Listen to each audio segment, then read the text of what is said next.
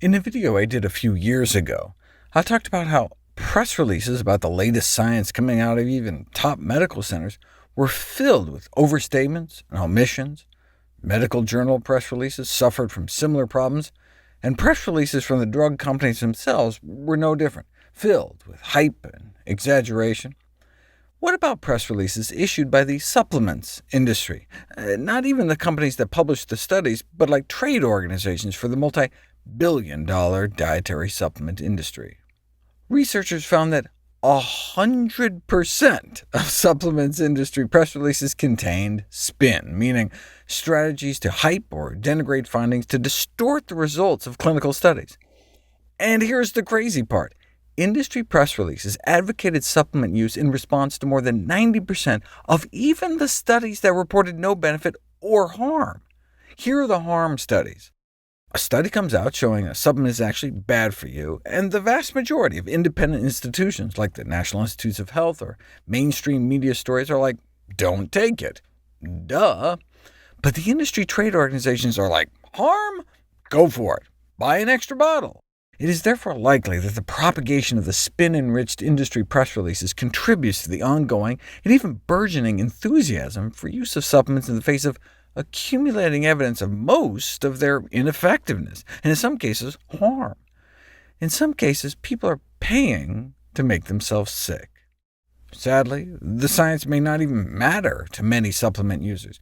Most dietary supplement users said that they would be minimally influenced by independent taxpayer-funded studies contradicting the efficacy claims of supplement manufacturers.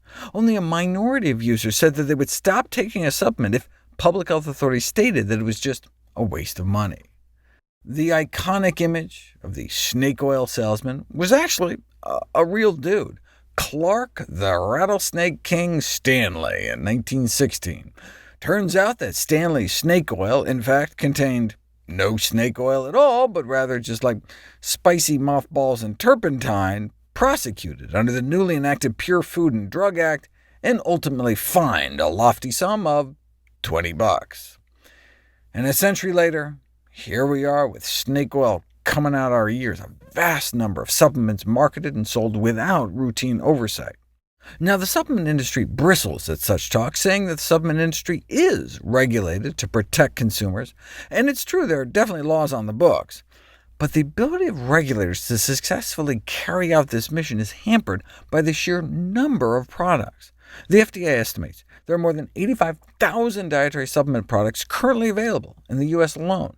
So there's the sheer number, the underreporting of adverse side effects, the difficulty of successfully prosecuting cases against offenders, and the ease with which suppliers can rebrand products removed from the shelves have led to a largely unregulated environment.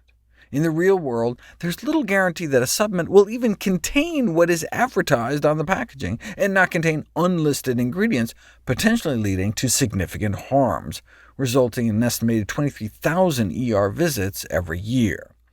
Now, of course, prescription drugs don't just sicken but kill many more, making them perhaps the third leading cause of death, wiping out more than 100,000 Americans. But still, the less death and disability, the better. Dietary supplements are often adulterated with undeclared pharmaceuticals, which could represent an enormous risk to consumers, most often found in erectile dysfunction, weight loss, diabetes, and high blood pressure supplements. But wait a second. What about supplement manufacturers who say they have independent third-party certification of purity? There's a practice called dry labbing, a dirty little secret of the supplements industry, where quality assurance labs just rubber-stamp fake documents. And if you think that's outrageous, check out the story of BMPEA. A researcher at Harvard published a paper replicating prior research from the FDA, detecting a designer amphetamine-like stimulant, beta-methylphenylethylamine, in various U.S. supplements sold in the United States. In response, one of the offenders, High-Tech Pharmaceuticals, manufacturers of weight loss supplements like Black Widow and Yellow Scorpion, sued the Harvard researcher for libel, slander, and product disparagement, originally to the tune of $200 million in damages. This was all documented in a piece by Stat, which is an excellent source of medical journalism that I recommend. The head of Hi-Tech openly admitted that he was hoping that we were able to silence this guy, and while ultimately unsuccessful in court, Hi-Tech's lawsuit effectively sent a warning to other researchers. In fact, Hi-Tech's CEO is attributed as saying he hopes that the long and costly legal battle will scare away other academics from investigating the supplement industry. In a video I did a few years ago, I talked about how press releases about the latest science coming out of even top medical centers were filled with overstatements and omissions.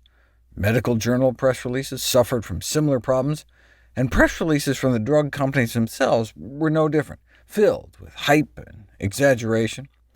What about press releases issued by the supplements industry? Not even the companies that publish the studies, but like trade organizations for the multi-billion-dollar dietary supplement industry. Researchers found that 100% of supplements industry press releases contained spin, meaning strategies to hype or denigrate findings to distort the results of clinical studies. And here's the crazy part. Industry press releases advocated supplement use in response to more than 90% of even the studies that reported no benefit or harm.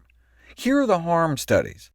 A study comes out showing a supplement is actually bad for you, and the vast majority of independent institutions like the National Institutes of Health or mainstream media stories are like, don't take it. Duh. But the industry trade organizations are like, harm? Go for it. Buy an extra bottle. It is therefore likely that the propagation of the spin-enriched industry press releases contributes to the ongoing and even burgeoning enthusiasm for use of supplements in the face of accumulating evidence of most of their ineffectiveness, and in some cases harm. In some cases, people are paying to make themselves sick. Sadly, the science may not even matter to many supplement users. Most dietary supplement users said that they would be minimally influenced by independent taxpayer-funded studies contradicting the efficacy claims of supplement manufacturers. Only a minority of users said that they would stop taking a supplement if public health authorities stated that it was just a waste of money. The iconic image of the snake oil salesman was actually a real dude, Clark the Rattlesnake King Stanley in 1916. Turns out that Stanley's snake oil, in fact, contained no snake oil at all, but rather just like spicy mothballs and turpentine, prosecuted under the newly enacted Pure Food and Drug Act, and ultimately fined a lofty sum of $20. And a century later, here we are with snake oil coming out our ears, a vast number of supplements marketed and sold without routine oversight. Now, the supplement industry bristles at such talk, saying that the supplement industry is regulated to protect consumers, and it's true there are definitely laws on the books. But the ability of regulators to successfully carry out this mission is hampered by the sheer number of products.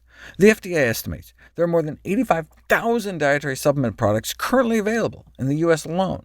So there's the sheer number, the underreporting of adverse side effects, the difficulty of successfully prosecuting cases against offenders, and the ease with which suppliers can rebrand products removed from the shelves have led to a largely unregulated environment.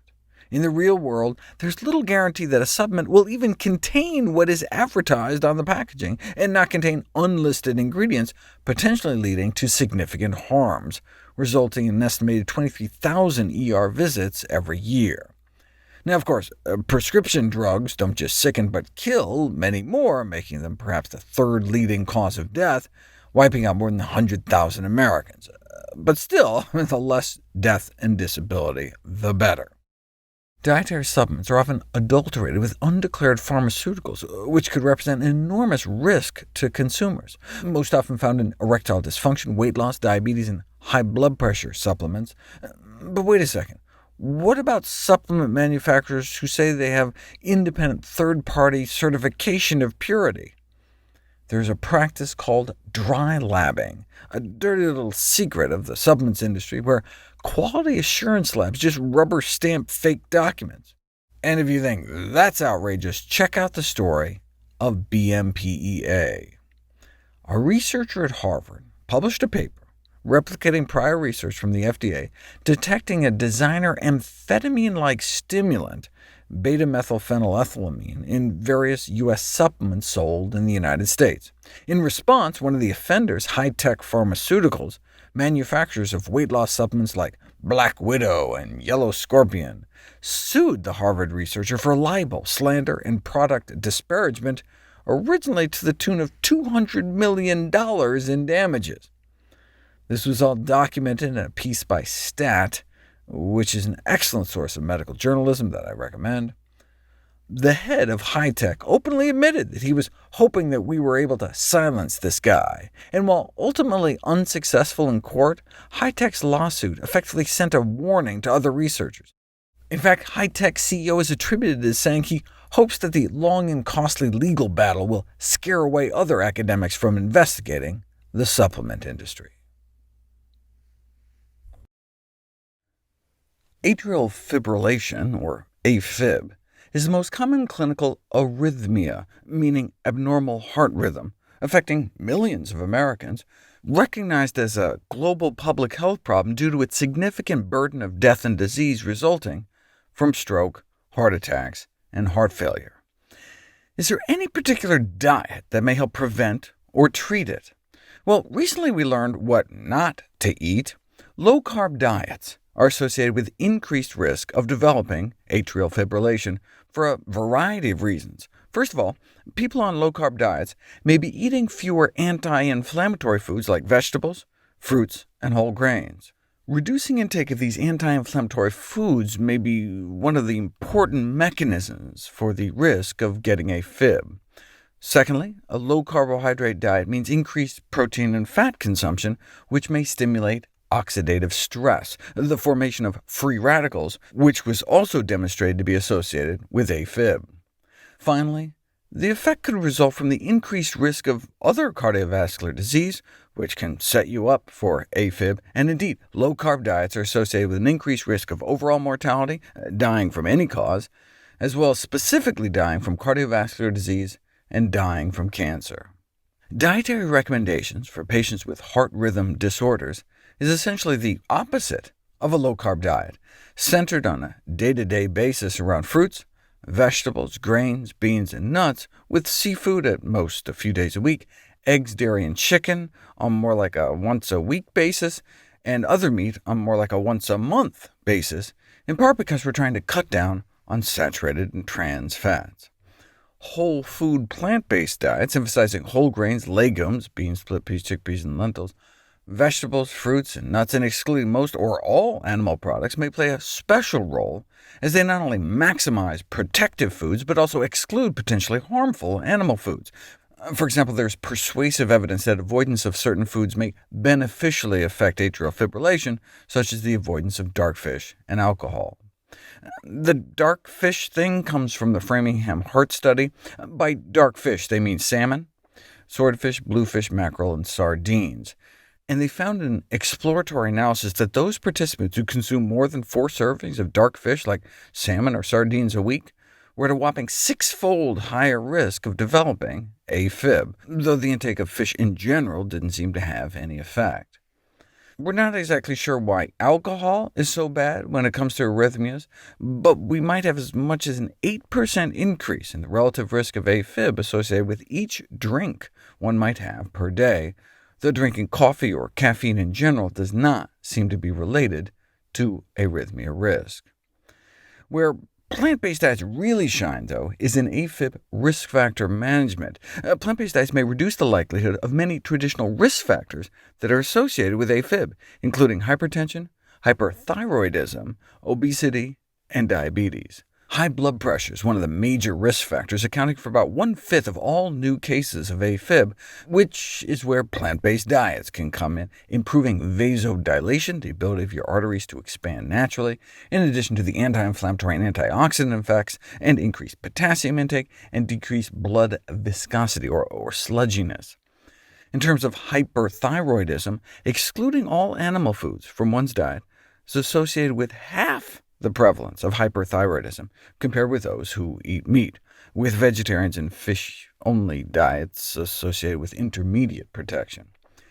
Having excess body fat may be responsible for about another fifth of all AFib cases, but the good news is significant weight loss is associated with a six-fold greater freedom from atrial fibrillation. You can see that of those with AFib who started out overweight but lost 10% or more of their body weight, 5 years later only 10% ended up with AFib, whereas those who lost less than 3% or gained weight, 60% ended up with AFib 6 times more. Here are all the atrial fibrillation risk factors that can be prevented, arrested, or even reversed with a healthy enough plant-based diet: high blood pressure, type 2 diabetes, obesity, systemic inflammation, and heart disease. In light of these findings, dietary modifications are of paramount importance, but you don't know if it could actually cure atrial fibrillation until you put it to the test. Unfortunately, all we have are case reports, but this one is quite compelling. An 82-year-old man presents with polypharmacy, meaning on a bunch of different medications due to coronary artery disease, a heart attack history, ischemic cardiomyopathy, high cholesterol, high blood pressure, and persistent atrial fibrillation, who presented with memory loss, cognitive impairment, fatigue, and weakness. Now, if you're not going to change the diet and lifestyle that led to all the problems in the first place, then drugs can certainly be better than nothing. Yet commonly used blood pressure and cholesterol-lowering medications provide actually little absolute risk reduction and pose significant risk of adverse effects, as I've explored before. So this guy decided to start treating the underlying cause. So he started a whole food plant-based diet with moderate physical activity, resulting in a rapid reduction of high cholesterol and high blood pressure, and the discontinuation of statin, antihypertensive, and beta-blocker drug therapy. The patient also reported reversal of impaired cognition and symptoms associated with atrial fibrillation and ischemic cardiomyopathy, including lightheadedness, fatigue, and weakness. Check out these numbers. Started out on all his medications, started eating healthier in February, and his LDL bad cholesterol dropped 37% down to 72. And you say, yeah, but he's still on cholesterol-lowering statin drugs. But even after his doctor discontinued it, and his blood pressure meds, his cholesterol stayed down, and his blood pressure completely normalized. OK, but what happened to his atrial fibrillation? Completely resolved. Here's how the patient described it. In December 2017, I suffered a near-fatal heart attack and was rushed to the hospital. I immediately had a stent put in. The following day, I was prescribed a number of drugs to manage my condition. My brain fog got worse, and I felt tired all the time. I decided enough was enough. I'd already lost 4 years of my life to medication-induced brain fog. I wasn't going to sacrifice more. I'd been eating a wholesome Mediterranean diet, but I was then educated on the benefits of cutting out all the crap. And now I have the strength to lift weights and walk and run on the treadmill an hour every day. I feel more alive than I have for years. I wake up each morning with a clear head and happy heart, grateful to not have to take a handful of drugs. Even though I'm not perfect with my diet, I've seen huge benefits from eating this way. My blood tests have shown remarkable improvement, which keeps me motivated to stay on track. Because of my improvement, my cardiologist suggested I could let go of his last remaining drug. Eating this food gave me an opportunity to reclaim my health. Based on a study of more than 400,000 people, replacing just 3% of calories of animal protein with plant protein was associated with a 10% reduction in overall mortality risk. That comes out to be about an extra year of life, swapping out just 3% of any animal protein with plant protein. And egg protein was the worst, meaning egg whites. Swapping 3% of calories of egg whites for plant protein was associated with more than a 20% reduction in overall mortality, worse than red meat. But it's not just about adding years to your life, but life to your years. What about changes in dietary intake of animal versus vegetable protein and unhealthy aging? Healthy aging is defined as the process of developing and maintaining the functional ability that enables well-being in older age. No one wants to just be a vegetable, and you may be able to avoid that by eating more vegetables. A higher intake of vegetable protein was associated with less accumulation of deficits based on functional impairments, self-reported health and vitality, mental health, and diseases, and the use of health services. Swapping in just 1% of vegetable protein calories for animal protein led to significantly less deficit accumulation. Now you may be thinking, duh, animal protein and animal fat travel alongside each other in the same food, so maybe this is all just a saturated fat effect. But no, even after accounting for fat, there still seemed to be something about the animal versus plant protein sources, though it's still not clear if the beneficial health effects are because of the avoidance of deleterious effects associated with animal foods, or the beneficial effects of plants, though it may be a bit of both. A recent review in a dermatology journal on the role of a whole food plant-based diet in preventing or reversing skin aging emphasized this point. A whole food plant-based diet is not the same thing as just a vegan diet. You can have a terribly unhealthy vegan diet. As a physician, vegan just tells me what you don't eat, but you actually have to eat your vegetables too. But when you do, a whole food plant-based diet can aid in the prevention, in some cases reversal, of some of the leading chronic diseases in the United States, as well as the potential for younger-looking skin due to telomere lengthening, maximizing the antioxidant potential of our cells, and also eliminating harmful carcinogens and aging toxins known as gerontotoxins from entering our bloodstream. No wonder the highest life expectancy of any formally described population in the world may be the Adventist vegetarians in Loma Linda, California, one of the 5 original blue zones in the world.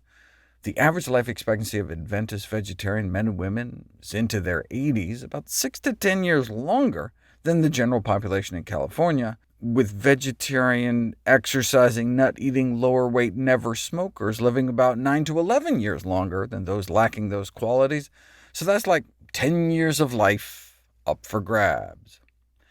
Now, substantial gains in life expectancy would only be worthwhile if they were also accompanied by a longer period of good quality life.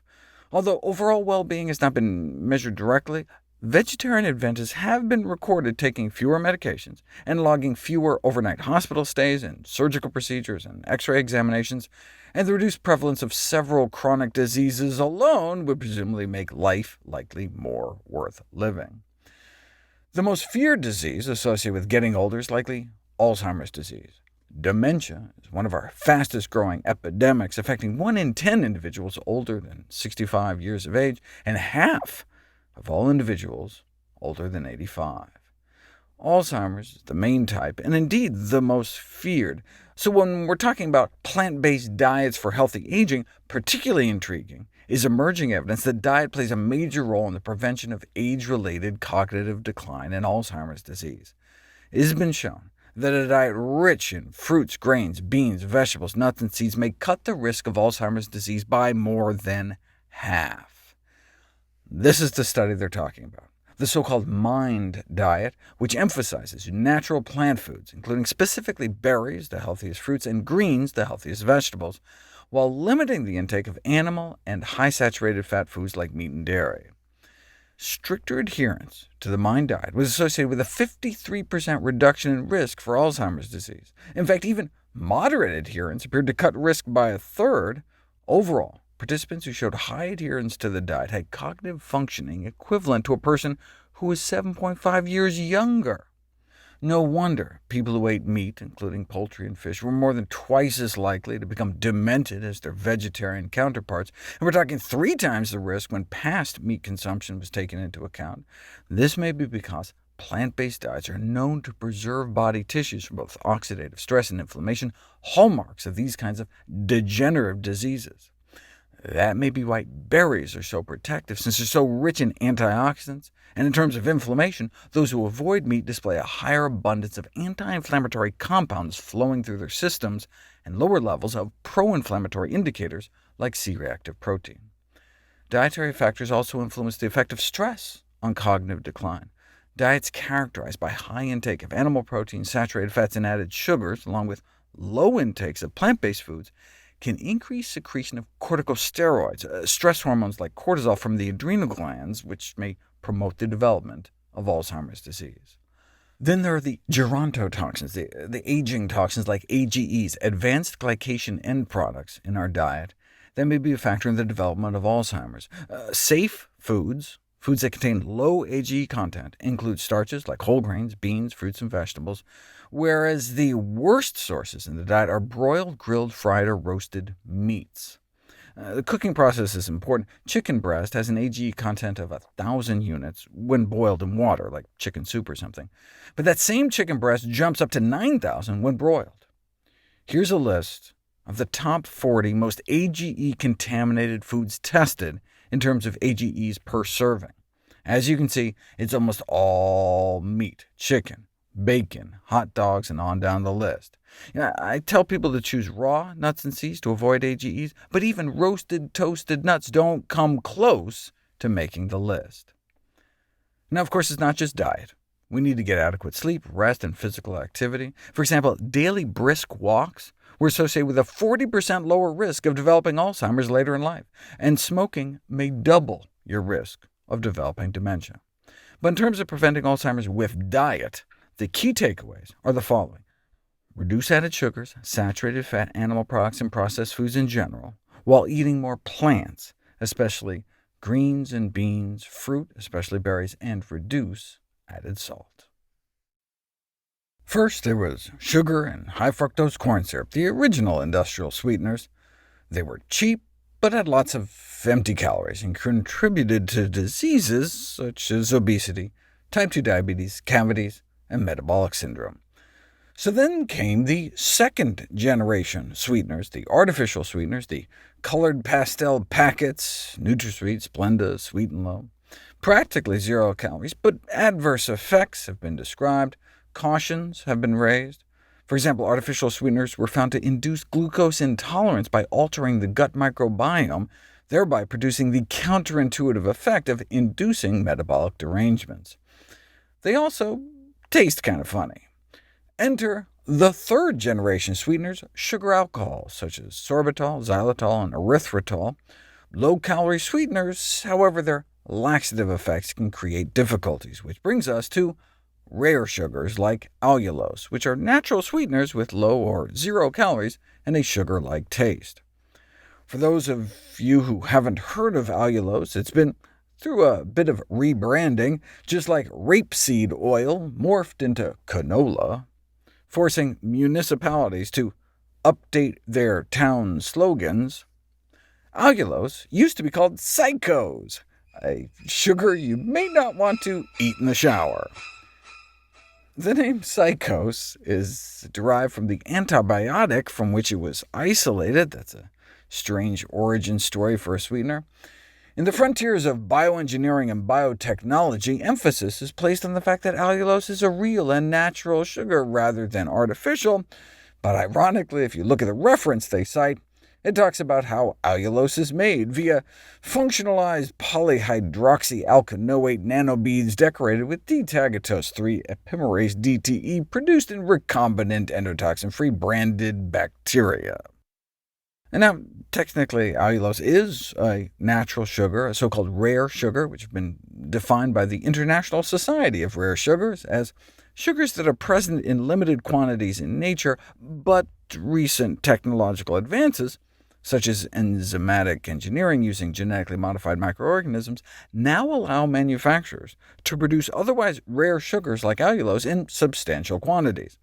But small amounts have pre-existed in the food supply, so the FDA granted it generally recognized as safe status. But it's been like really small amounts, like a few dozen milligrams, or a quarter of a quarter of a quarter of a teaspoon.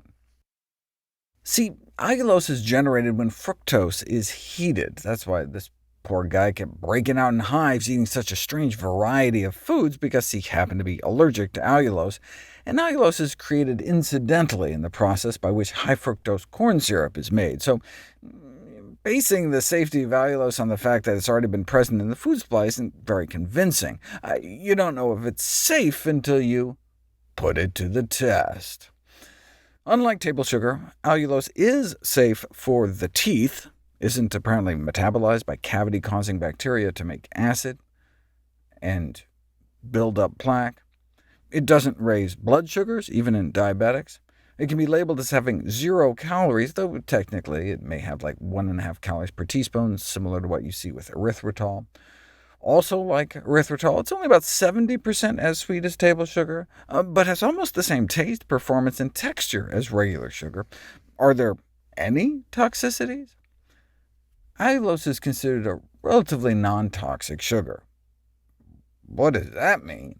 Well, in pets, we know a sweetener called xylitol can be extremely dangerous in dogs. As little as a half teaspoon in a 30-pound dog can be life-threatening, whereas a similar dose of allulose apparently wouldn't be a problem, though like over a half cup at a time could make them sick. This was a single-dose study, though. The long-term safety of allulose was tested over a period of a few months and didn't seem to cause any harmful effects at a dose of about 1.5 teaspoons a day for healthy 30-pound dogs.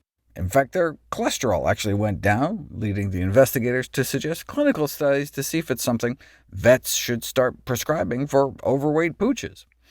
What about in people? When the dose of allulose was gradually increased to identify the maximum single dose for occasional ingestion, no cases of severe gastrointestinal symptoms were noted until a dose of 0.4 grams per kilogram of body weight was reached, which could be about 7 teaspoons, with severe symptoms of diarrhea noted once you get up around 9 teaspoons. And you say, who could eat that much sugar at a time anyway? A single can of Coke has 10 teaspoons, and a bottle of Mountain Dew has nearly twice that, so allulose is clearly not suitable as a standalone sweetener for sugary beverages. In terms of a daily upper limit given in smaller doses throughout the day, once you hit around 17 teaspoons a day, depending on your weight, people start getting severe nausea, abdominal pain, headache, diarrhea, so people should probably stay under single doses of about 7 teaspoons, and not exceed around 15 for the whole day.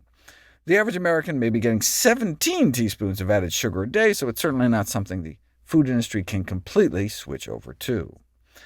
In this way, allulose is close to xylitol in terms of maximal single dose, whereas the average weight man in the U.S. could get away with 14 teaspoons of erythritol at a time, and the average woman 15 teaspoons. Still not enough to sweeten a bottle of Coke, but offers a little more leeway for sweetening tea or sprinkling on a grapefruit or something. Allulose is claimed to provide health benefits, though, compared to erythritol. Fourth-generation sweeteners like allulose are said to have an advantage, additional functions.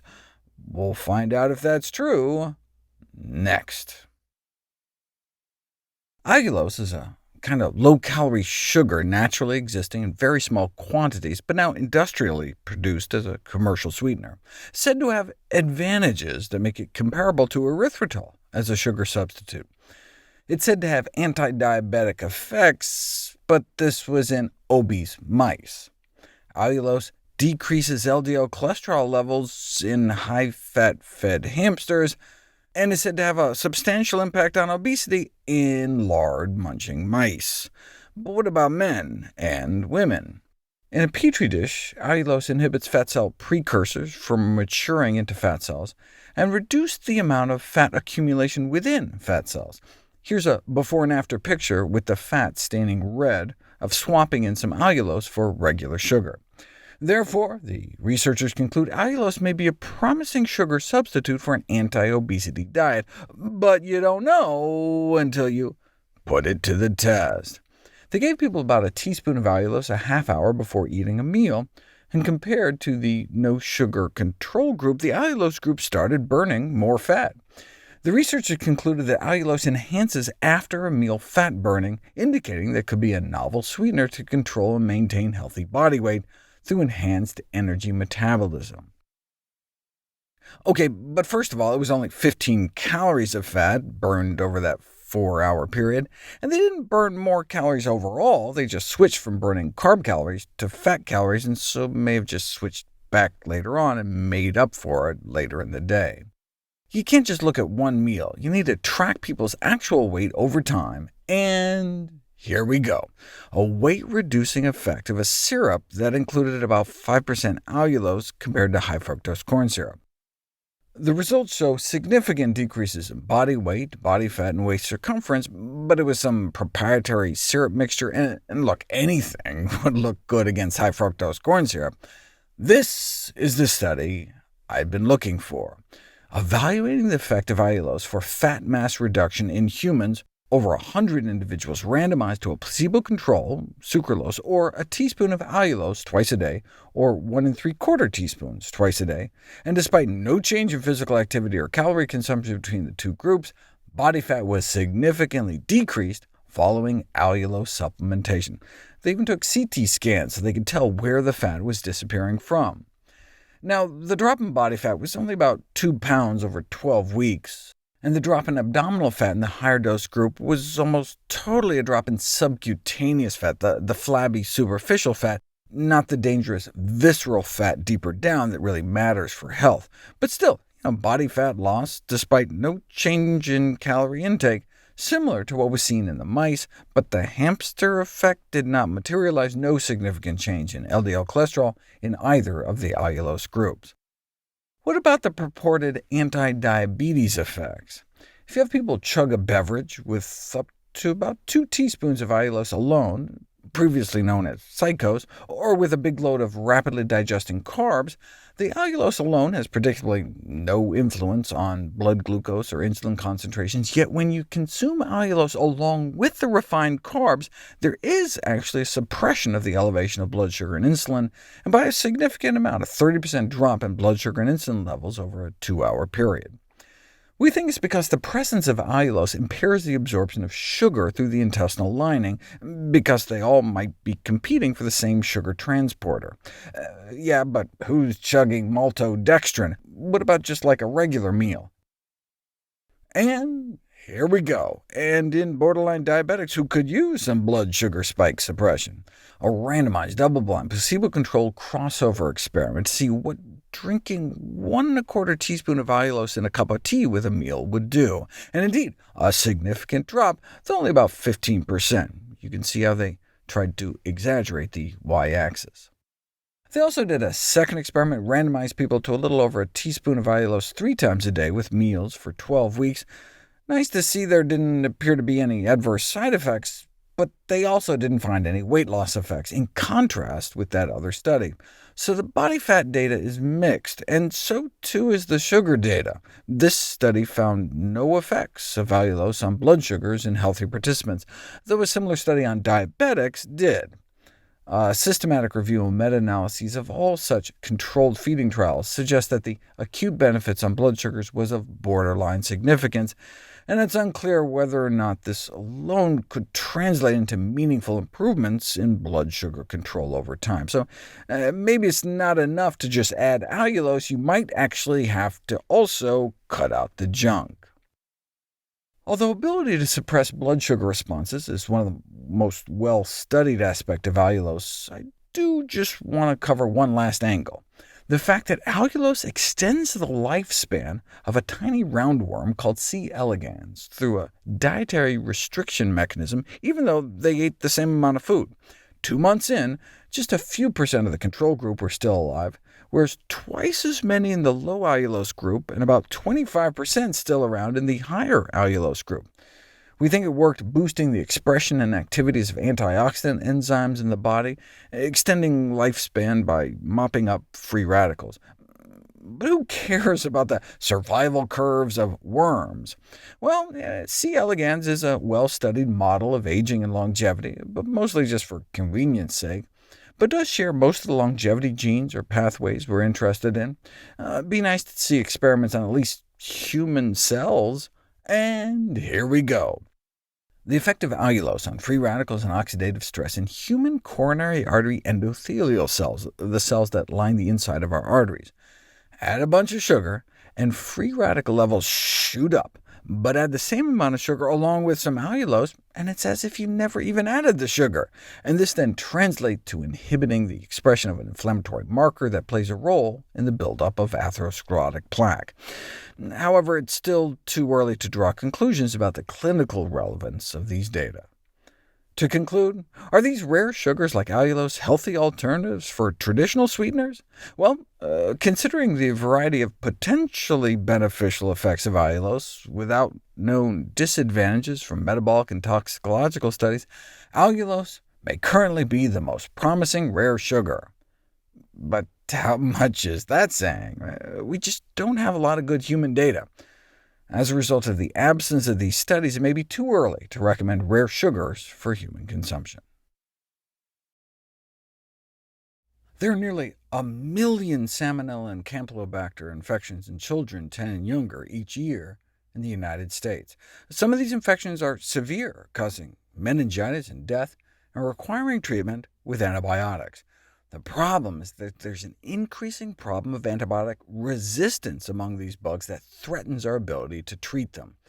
Part of the problem is that these same life-saving miracle drug antibiotics are being squandered for use in food animals for things like growth promotion in such unhygienic, crowded conditions, which increases the likelihood that pathogens like Salmonella or Campylobacter will become resistant, and I've done a bunch of videos on that. But there's another problem.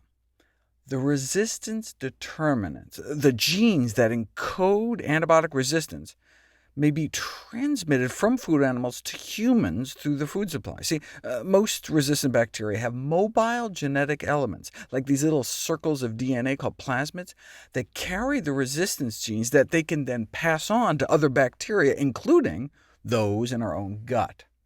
Food animals are therefore a reservoir of antibiotic resistance genes and a potential vector for transmission of antibiotic resistance genes to the human intestinal microbiome. In this study, transfer of an antibiotic-resistant plasmid from an E. coli originating from a chicken raised for meat to human gut bugs was assessed by using a model that mimics the human intestines, and it happened within 2 hours. This spread of antibiotic resistance genes presents an alarming scenario, a growing concern that antibiotic-resistant bacteria present on food can transfer their resistance genes to the inherent gut microbiome of the consumer. But you don't know until you put it to the test. Assessing antibiotic-resistant gene loads in vegan versus vegetarian versus omnivore gut bacteria. You'd think the results might be obvious, but antibiotic resistance genes are spread due to manure application on agricultural fields of fruits and vegetables. Yes, massive antibiotic use in animal farming is considered as the greatest contributor to the presence of antibiotic-resistant bacteria in food of animal origin, meats, eggs, and dairy. Nevertheless, sewage from treated animals may impact on vegetables grown on fertilized fields. But it was largely unknown whether and to what extent antibiotic-resistant bacteria are being transferred to vegetables and then to the human gut, until now. Researchers looked for antibiotic resistance genes against sulfa drugs like Bactrim, tetracyclines, penicillins, and cephalosporins, and streptomycin-type antibiotics, and both omnivores and vegetarians showed a significantly higher antibiotic-resistant gene load in their guts as compared with vegans. There wasn't a significant difference between omnivores and vegetarians, but significantly lower loads in vegans compared to omnivores, and vegans compared to vegetarians. The first evidence that a vegan lifestyle is associated with a reduced load of human gut antibiotic-resistant genes, but not the last. Fewer tetracycline resistance genes in vegan guts, and more vancomycin resistance genes in the guts of those who eat meat. No surprise, since they found a correlation between tetracycline resistance genes and the intake of eggs, milk, and cheese. I like how there are so many types of milk these days, they have to specify milk from animal source.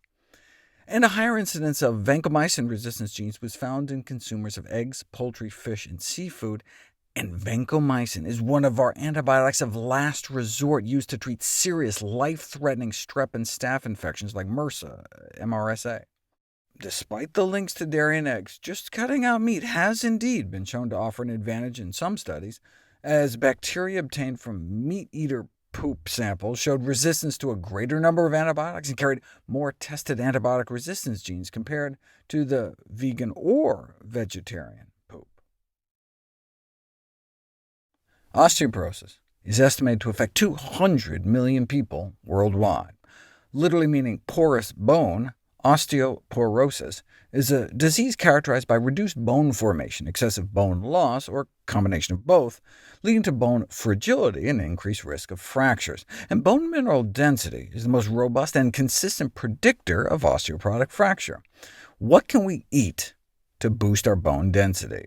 Well, we know that increased consumption of plant foods is associated with increased bone mineral density. There's an extensive range of micronutrients and phytochemicals packaged within plants that can be powerful promoters of bone health. So healthcare professionals should be encouraged to advise the increased consumption of plant-based foods, particularly in midlife, irrespective of the client's underlying dietary pattern, meaning no matter how much meat or junk they eat, adding more healthy plant foods may help prevent the development of osteoporosis. On the other hand, a more animal-sourced nutrient pattern has been associated with a higher risk of fractures, suggesting that a more animal-based diet is related to bone fragility. So one would expect less osteoporosis in those eating plant-based diets, but you don't know until you put it to the test.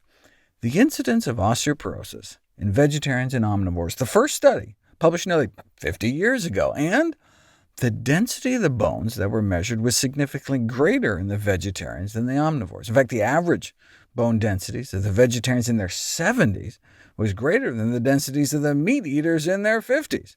Bottom line, these results suggest there's less likelihood of vegetarians developing osteoporosis in old age. Turns out, though, that the researchers screwed up. DEXA scanning, which is what we use now, didn't come online until the 1980s, so the researchers were using just regular X-rays, and they confused the readings such that darker bones on the X-ray got a higher score, but that actually means less bones, so their conclusion should have been the opposite of what they claimed, so vegetarians had worse bone mineral density. Fast forward about 40 years, by which time 9 studies have been done on thousands of individuals, and all in all, the results suggest that vegetarian diets, particularly vegan diets, are associated with lower bone mineral density, but the magnitude of the association is clinically insignificant, meaning the difference was so small as to not really matter out in the real world, reinforcing the fact that vegetarian diets have no clinically detrimental effect on bone health. And it's important to note that the findings of lower bone mineral density didn't fully control for key confounding factors, such as for differences in body weight. We know that people who are obese have stronger bones. Why? Because they're weightlifting 50 pounds all day, every day, and maybe 100 pounds. If you walked around with a 100-pound backpack every day, your bones would grow stronger too. That's how you build strong bones, weight-bearing exercise. So people who weigh more have denser bones. And vegetarians, and especially vegans, have such low rates of obesity that no wonder, on average, they would have lower bone density. The researchers didn't take weight into account, but if the difference they found isn't even clinically significant, who cares? As of 2009, the answer to the question, is vegetarianism a serious risk factor for osteoporotic fracture? The answer was no, vegetarianism is not a serious risk factor. By 2018, the latest meta-analysis on veganism, vegetarianism, and bone mineral density, we were up to 20 studies involving tens of thousands of participants, and, again, lower bone mineral density was found in studies of vegetarians and vegans compared to meat eaters. The researchers conclude that vegetarian and vegan diets need to be appropriately planned to preserve their bones. But wait, did they account for the obesity thing? No, they did not. They just used what are called crude risk ratios, meaning no adjustments for confounding factors like weight. So they didn't control for things like age, smoking, obesity, exercise, and so the results are really uninterpretable. But no one had gone through the trouble of going back through all those studies and making the proper adjustments until now. The title gives it away. Differences in bone mineral density between vegetarians and non-vegetarians become marginal when accounting for differences in body size factors. Yes, bone mineral density values were significantly lower among vegetarians than among non-vegetarians, just like is the case with nearly every study on bone mineral density and excess body weight. But forget clinical significance, these differences even lost statistical significance upon adjustment for body size factors, suggesting that lower bone mass among vegetarians is in larger parts explained by their lower BMI and waist circumference. Thus, it's not so much the composition of the diets of vegetarians and vegans as much as it is the fact that they become so much slimmer. Now, a small but statistically significant difference remained for total lower spine density, a difference of 0.03. This was dismissed as having little clinical relevance, but is that true? If you look at the reproducibility of bone mineral density measurements in daily medical practice, you can see how if you repeat tests back-to-back, there's some scatter in the measurements, and so a significant difference really has to be more than the inherent variation. And indeed, expressed as the smallest detected difference, you really need a bone mineral density disparity of at least 0.05 at the spine before it can be considered a significant change, and so indeed there does appear to be little clinical relevance. However, even if vegetarians and vegans basically have the same bone density at the same weight, everyone who is skinny is at risk. Low BMI is a risk factor for fracture, so all persons in a low body weight category consuming any kind of diet should be monitored for osteoporosis. During the COVID-19 pandemic, the death rate for African Americans was as much as 6 times higher than white America. The higher black pandemic deaths placed a harsh spotlight on their long-standing higher mortality and diminished longevity in general. Unfortunately, diminished African American life expectancy predates the COVID-19 pandemic by decades. The black-white death gap for women is about 3 years, and for men closer to 5 years.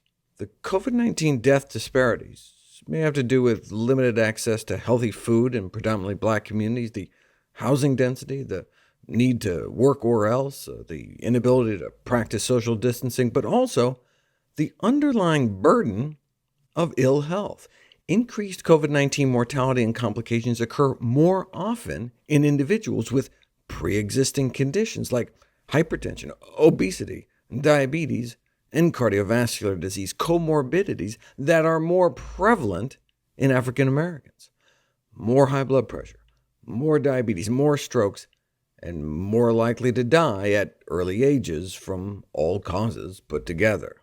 The question is why? Why do black Americans live sicker and die younger than their white counterparts? Well, one big factor is socioeconomic status. In the United States, race is closely tied to class, with African Americans about twice as likely to be living in poverty. On average, education levels are lower as well. However, even among African Americans whose socioeconomic status is comparable to that of whites, despite the higher education and more socioeconomic resources, health outcomes are still poorer. Part of that has to do with lifestyle behaviors. For example, fewer than 5% of African-American adults met physical activity guidelines. Smoking rates are actually comparable, though African-Americans tend to be exposed to more secondhand smoke and have lower quit rates.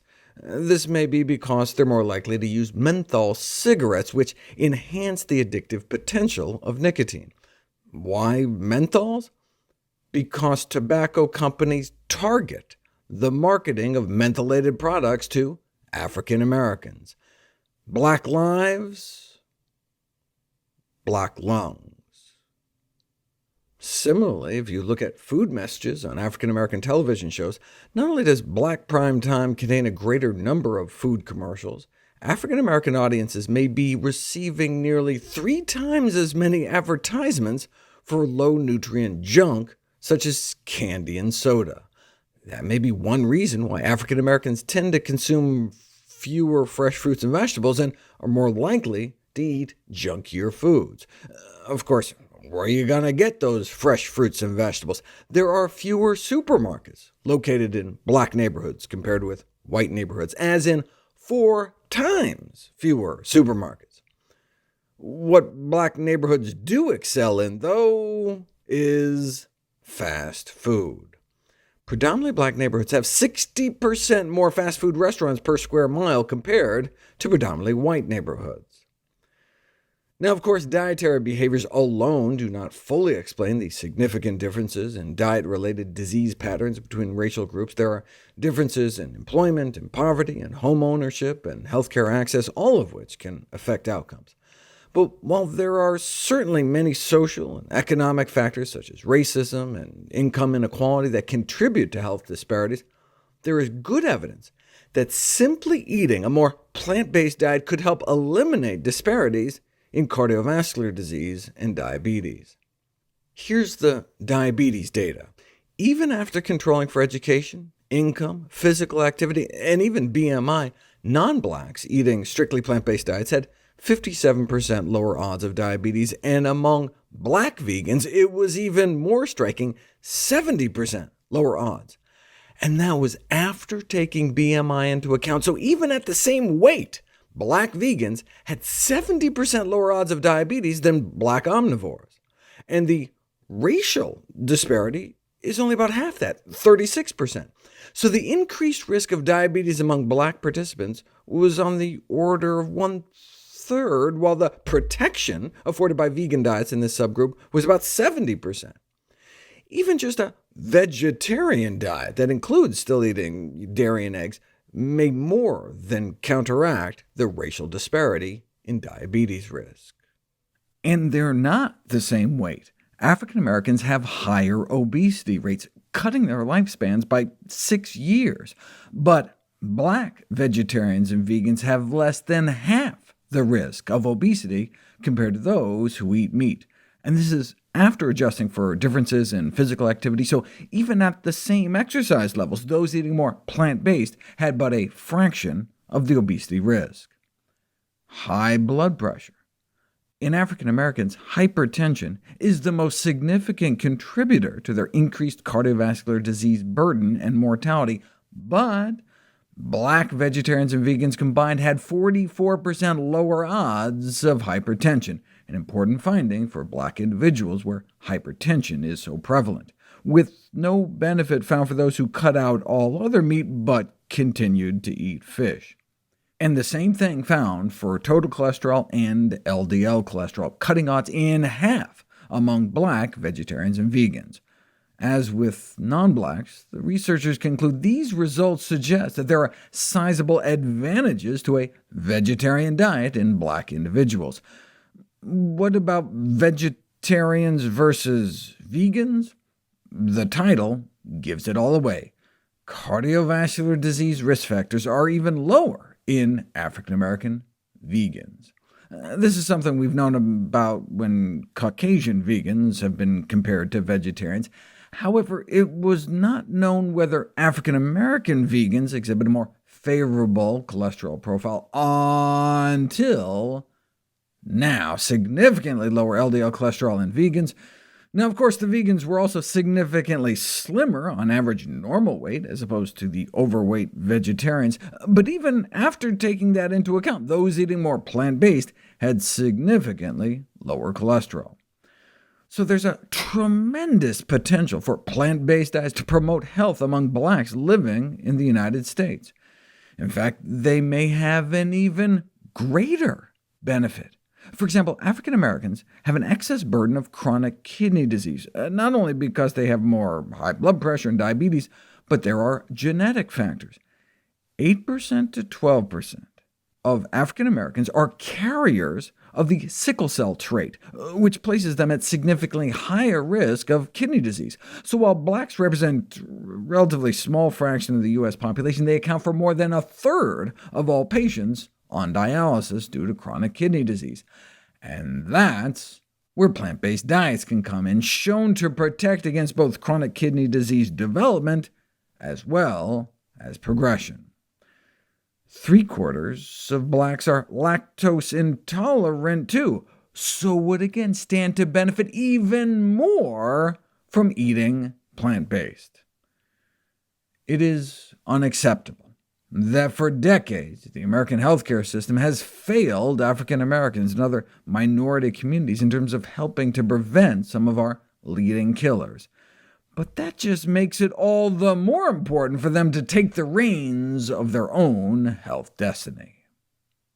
In 1974, an influential paper was published decrying physician-induced malnutrition as the skeleton in the hospital closet, the fact that many patients in hospitals were malnourished, which the editorial board of the Journal of the AMA described as shocking. Even a single case is one too many, yet still to this day the issue persists.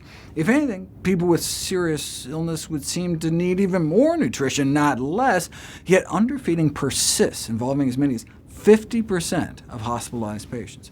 The ethical principle of justice requires that every patient be fed enough, given that hospital malnutrition has been associated with increased risk of disease and death. But is it cause and effect? Does eating less make you sicker, or does being sicker just make you eat less? Right? You don't know until you put it to the test. But would it be ethical to randomize patients to remain starved? I mean, wouldn't nutritional support obviously help? It turns out, no. Not one, but 22 randomized controlled trials involving thousands of malnourished patients found that, sure, you can plump them up. However, there seemed to be little effect on clinical outcomes. In fact, sometimes it can actually make things worse. Maybe your body is losing your appetite on purpose. Ever since Hippocrates, fasting has been offered as a treatment for acute and chronic diseases based on the observation that when people get sick, they frequently lose their appetite. So maybe that's part of our body's wisdom, and we shouldn't force it. OK, but that was 2,400 years ago. What have we learned since? Along with fever, decreased food consumption is indeed one of the most common signs of infection, often regarded as an undesirable manifestation of sickness, but it's actually an active beneficial defense mechanism. Now, obviously, chronic undernutrition can impair our defenses, but data suggests that in the short term, immune function can be enhanced by lowering food intake. Some of the data are crazy, like 95% alive versus 95% dead after the same infection. But that was in mice, starved for 48 hours. Obviously, you can't randomize people to a fatal infection, but what they showed is that the blood from starved mice was nearly 8 times better at killing off the invading bacteria in a petri dish. It dramatically boosted the capacity of their white blood cells to kill off the pathogens. Why can't we just test people like that? Indeed we can. Researchers fasted people for 2 weeks on an 80-calorie-a-day diet, and their white blood cells showed the same kind of boost in bacteria-killing activity, a boost in antibody production, and natural killer cell activity increased by an average of 24%. Now that's especially interesting, because our natural killer cells don't just help clear infections, but also kill cancer cells. In fact, that's how they measured natural killer cell activity, by pitting them against K562 cells. Those are tumor cells, human leukemia cells. So 2 weeks of fasting boosted their bloodstream's ability to kill off cancer cells by 24%. So fasting is said to improve anti-cancer immunosurveillance, or more poetically, stimulate the appetite of the immune system for cancer. So why isn't fasting used more to treat cancer? Until recently, fasting therapy was not considered to be a treatment option in cancer, related to the fact that a common therapeutic goal in palliative cancer treatment is to avoid weight loss and to counteract the wasting syndrome, known as cachexia, which is the ultimate cause of death in many cancer cases. Tumors are voracious, rapidly expanding, needing lots of energy and protein, and so metabolically reprograms our body to start breaking down to feed it. It does this by triggering inflammation throughout the body. It's not just that people lose their appetite. The fundamental difference between weight loss observed in cancer cachexia and that seen in simple starvation is the lack of reversibility with feeding alone. For example, here's the weight of a cancer patient that started to drop. No wonder they were only taking in a few hundred calories a day. So in addition to giving them about 100 grams of protein a day, they stuck a tube into a vein and infused up to 4,000 calories a day. But it didn't matter. Right? They continued to lose weight.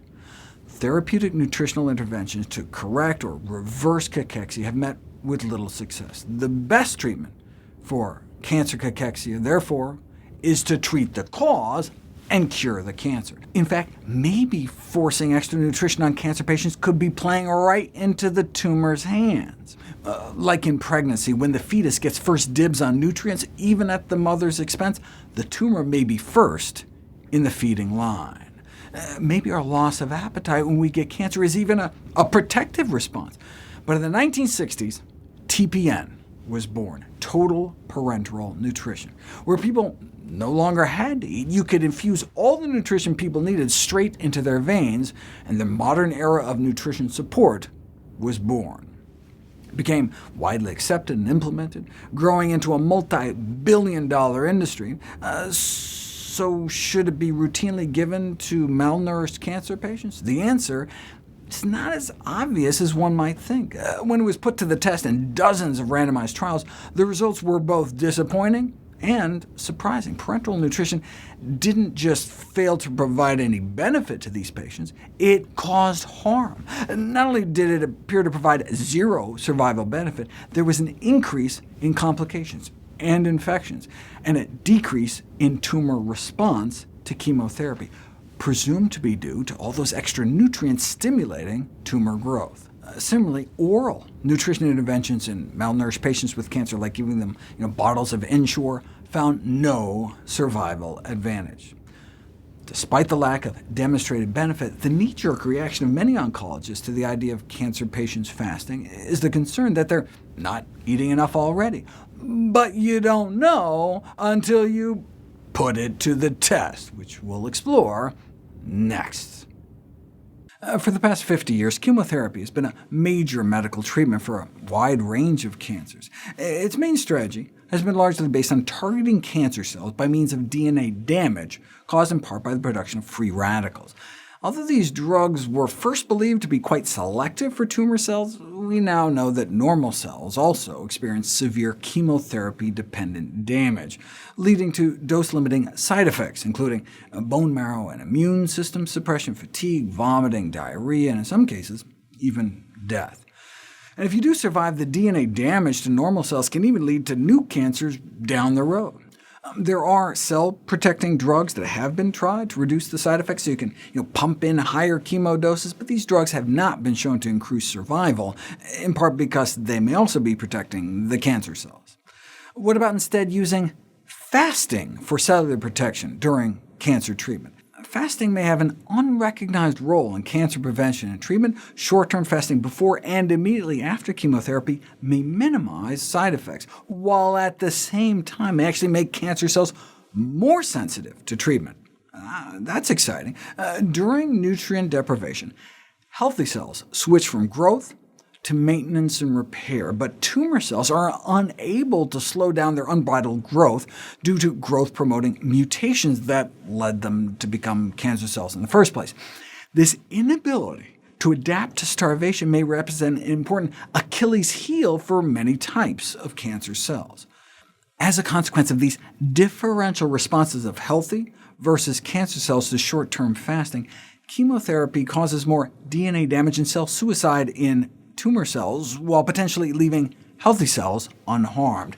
Thus, short-term fasting may protect healthy cells against the toxic properties of chemotherapy and render tumor cells more sensitive, or at least that's the theory. Let's test it out. Tyrosine kinase inhibitors are a group of chemo drugs that are now the mainstay of treatment in many types of cancer. Let's see them in action. These are Petri dishes filled with cancer cells that have been dyed pink. 2 types of lung cancer cells and 1 type of colorectal cancer. This is the before, and this the after. Exposed to the chemo drugs erlotinib, gefitinib, crizotinib, and regorafenib. See how there's less pink? That shows how many cancer cells the chemo killed off. Starve the cells for 24 hours first, though, and the drugs work even better. Even the starvation alone without the drugs killed off a bunch of them. The researchers conclude that these TKI drugs that are commonly administered for treating solid tumors become potentiated in their activity by 24 hours of starvation. But that's in a Petri dish. Similar results were found for breast cancer in a chemo drug called doxorubicin. Here's 5 days of unhindered growth of breast cancer in a Petri dish, from 150,000 cancer cells to 800,000 in under a week. Dripping on a little chemo can knock it down to around 600,000, but starve those cells for 48 hours first, and the chemo can completely keep them in check. Even the short-term starvation alone can restrain growth. Short-term fasting raises the possibility that you could get twice the effect for half the dose, which may be particularly important for a drug as toxic as doxorubicin, which causes heart failure in as many as 1 in 3 at higher doses. Again, though, these are just in vitro studies in a petri dish. Then researchers moved to mice and found the same dual benefit, less toxic chemo, yet at the same time more effective. And not just by a little, a high enough chemo dose to kill 100% in less than a week, but after being starved for 60 hours, after the same dose, 100% survived. OK, that's the toxicity. What about efficacy? Here's tumor growth without chemo, growth with chemo, and with chemo after short-term fasting. And this translated into improved survival. Interestingly, fasting alone appeared to work as well as the chemo, and the same with radiation. Unbridled tumor growth knocked down by radiation therapy, and even more so after the combination of radiation and alternate-day fasting. But alternate-day fasting alone seemed to do as well as the radiation. OK, but that's breast cancer in mice. I'm sure Mickey is thrilled for many, but what about in people? We'll explore that next. The first randomized prospective clinical evaluation of the effects of fasting on chemotherapy, the incidence of chemotherapy-induced nausea and vomiting in cancer patients, was published in 2014, but the patients were dogs. Cancer-bearing dogs presenting at a veterinary hospital were randomized to be fasted for 24 hours before chemotherapy, and those that were significantly less likely to suffer from vomiting, only 1 in 10, compared to 2 out of 3 in the non-fasted group, which is great, but what can that tell us about human medicine? Evidently, not much. It's nearly impossible to rely on most animal data to predict whether or not an intervention will have a favorable clinical benefit-risk ratio in human subjects. For example, mice have a metabolic rate approximately 7 times higher than humans, so a single day of fasting can cut lean body mass about 15%. It would take over a month of fasting in people, so that dramatic study on mice showing 100% alive versus 100% dead on high-dose chemo, depending on whether they were fasted for 60 hours, what can that really tell us? And when it comes to cancer, rodents can bear massive tumor loads, whereas people generally waste away and die when tumor masses reach just 1,000th of our body weight. You can't even necessarily extrapolate from one rat to another, even within the same strain bought from different dealers. The only way to see what happens in humans, the only way to guarantee findings are relevant, is to study people. The theory is that combining fasting cycles with chemotherapy could extend the survival of advanced-stage cancer patients by both retarding tumor progression and reducing side effects, or even providing an alternative to chemotherapy altogether in early-stage cancer patients. But that's all contingent on it being confirmed in human clinical trials. First, there were case series. Several patients diagnosed with a variety of cancers elected to undertake fasting prior to chemotherapy and shared their experiences. Those who underwent chemo both with and without fasting reported a reduction in fatigue, weakness, and gastrointestinal side effects while fasting. In fact, felt better across the board, with 0 vomiting in the fasting group. The weight loss during the first few days of fasting was rapidly recovered in most of the patients, and did not lead to any detectable harm. So overall, was looking feasible, safe, with the potential to ameliorate side effects. But only randomized clinical studies could tell for sure, and so here we go. Breast and ovarian cancer patients fasting, starting 36 hours before and ending 24 hours after chemotherapy, and it did appear to improve the quality of life and fatigue, but another study found no such beneficial effects. There did appear to perhaps be less bone marrow toxicity given the higher counts of red blood cells and platelet-making cells, but no benefit when it came to killing off white blood cells, the immune system cells, so that was a disappointment. Perhaps they didn't fast long enough. They only fasted 24 hours before and after. To find out the optimal duration, 20 cancer patients were split up into 3 groups, fasting for 24, 48, or a total of 72 hours. All those in the 24-hour group suffered nausea after chemo, but less than half in the 72-hour group. And most were vomiting in the 24-hour group, but none in the longest fasting group. Longer fasting groups also tend to suffer less nerve damage and less serious bone marrow suppression. Even after 24 hours of fasting, 2 cycles of chemo can knock people's white blood cells down to suboptimal levels, but with 72 hours, chemo knocked their immune system down, but not out. OK, so short-term fasting may reduce chemotherapy-induced toxicity, but what I want to know is if it makes it work better. A systematic review of 22 studies found that overall fasting was found to not only reduce chemotherapy side effects like organ damage, immune suppression, and chemotherapy-induced death, but also to suppress tumor progression, including tumor growth and metastases, resulting in improved survival. But nearly all the studies were done on lab animals. The studies on humans are limited to evaluating safety and side effects. The tumor suppression effects of fasting, for example, its influence on tumor growth, metastases, and prognosis, have not been evaluated until now. To be continued. Short-term food withdrawal during chemotherapy may begin to solve the long-standing problem with most cancer treatments: how to kill the tumor without killing the patient. Short-term fasting, for example, for 48 hours before chemo and 24 hours afterwards, may reduce side effects, reduce chemotherapy-induced toxicity. However, the potential tumor-suppressing effects of fasting, for example, its influence on tumor growth, metastasis, and prognosis, have not been evaluated until now.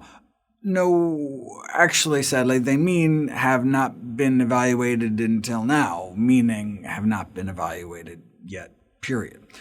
So, in answering the question to fast or not to fast before chemotherapy, it should be emphasized that the evidence provided by human studies is still very limited. Some argue that reducing the side effects alone could improve efficacy, since patients could withstand higher doses.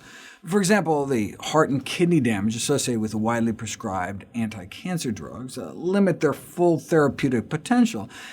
It's not clear, though, that maximizing the tolerated chemo dose would achieve longer survival or better quality of life. For now, I think we should just be satisfied with the fewer side effects for fewer side effects' sake. Some cancer docs urge caution, concerned about malnutrition. That concern is echoed in official guidelines on nutrition in cancer patients because of the risks of malnutrition, and maybe a day or two might not hurt, but because patients might be tempted to prolong fasting episodes without firm evidence of a benefit, they feel fasting during chemotherapy cannot be recommended. Fasting proponents agree that patients with severe weight loss, muscle wasting, or malnutrition are probably not good candidates for even short-term fasting. But of the hundreds of patients that have been tried, there's no evidence of severe adverse events in terms of malnutrition or weight loss with short-term fasting or fasting-mimicking diets. And those patients who did experience a weight loss during fasting typically recovered their weight before the subsequent cycle of chemo without detectable harm. But look, even if there is a risk, we're talking about cancer here. Accepting trade-offs is kind of the name of the game. People are willing to put up with the risks of severe, even life-threatening side effects all the time, and even if it just helped alleviate some of the side effects, it might be worth a try. Of course, meanwhile, Big Pharma is busy trying to come up with drugs aimed at reproducing the beneficial effects of fasting. Although fasting-mimicking drugs may be preferred by patients who would rather pop a pill than go without eating, it will be years before they'll ever be on the market, and it's hard to imagine drugs will be developed that are both as effective and as safe as fasting. So, is there anything we can tweak in our diet to get similar benefits without having to fast? The way fasting works is by reducing the levels of a cancer-promoting growth hormone known as insulin-like growth factor 1. It's the reduced levels of IGF-1 that mediates the differential protection of normal and cancer cells in response to fasting, and improves chemo's ability to kill cancer, but spare normal cells. How do we know this? Because restoration of IGF-1 was sufficient to reverse the protective effect of fasting. Check it out. Here's the growth of 2 cancer cell lines, breast cancer and melanoma, in a petri dish after being exposed to chemotherapy. Survival rates dropped down into the 60s or even 20s, but the same dose in starved cells works even better. Same dose, same starvation, but drip back a little IGF-1, and the starvation benefit vanishes. So, reducing IGF-1 signaling may provide the dual benefits by protecting normal cells while reducing tumor progression, and may even help prevent the cancer in the first place, as I explained before in my How Not to Die from Cancer video and an important video about animal protein, which kind of gives away the punchline. But fasting isn't the only way to drop IGF-1 levels. Yes, a few days of fasting can cut levels in half, but that's largely because you're cutting your protein intake. Protein is a key determinant of circulating IGF-1 levels in humans, suggesting that reduced protein intake may become an important component of anti-cancer and anti-aging dietary interventions, particularly a reduction in animal protein. If you compare those eating strictly plant-based diets, getting about the recommended daily intake of protein, 0.8 grams per kilogram of body weight, and compare them to people just as slender but eating more typical American protein intake, going on a calorie-restricted diet may lower IGF-1 a little, but eating a plant-based diet can lower it more. So not only may a diet centered around whole plant foods downregulate IGF-1 activity, potentially slowing the aging process, but may be a way of turning anti-aging genes against cancer.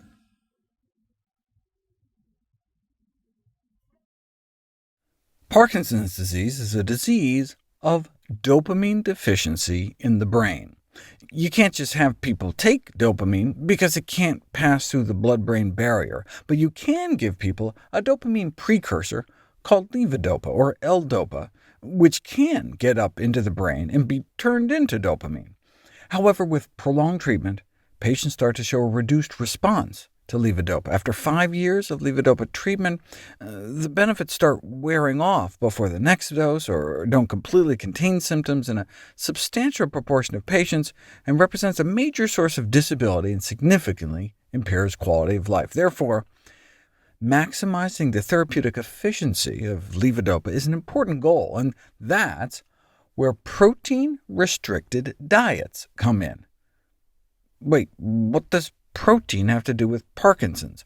Certain amino acids in proteins have been proven to impair the therapeutic effect of levodopa by reducing its absorption and influx into the brain, because they use the same transporters so can crowd each other out.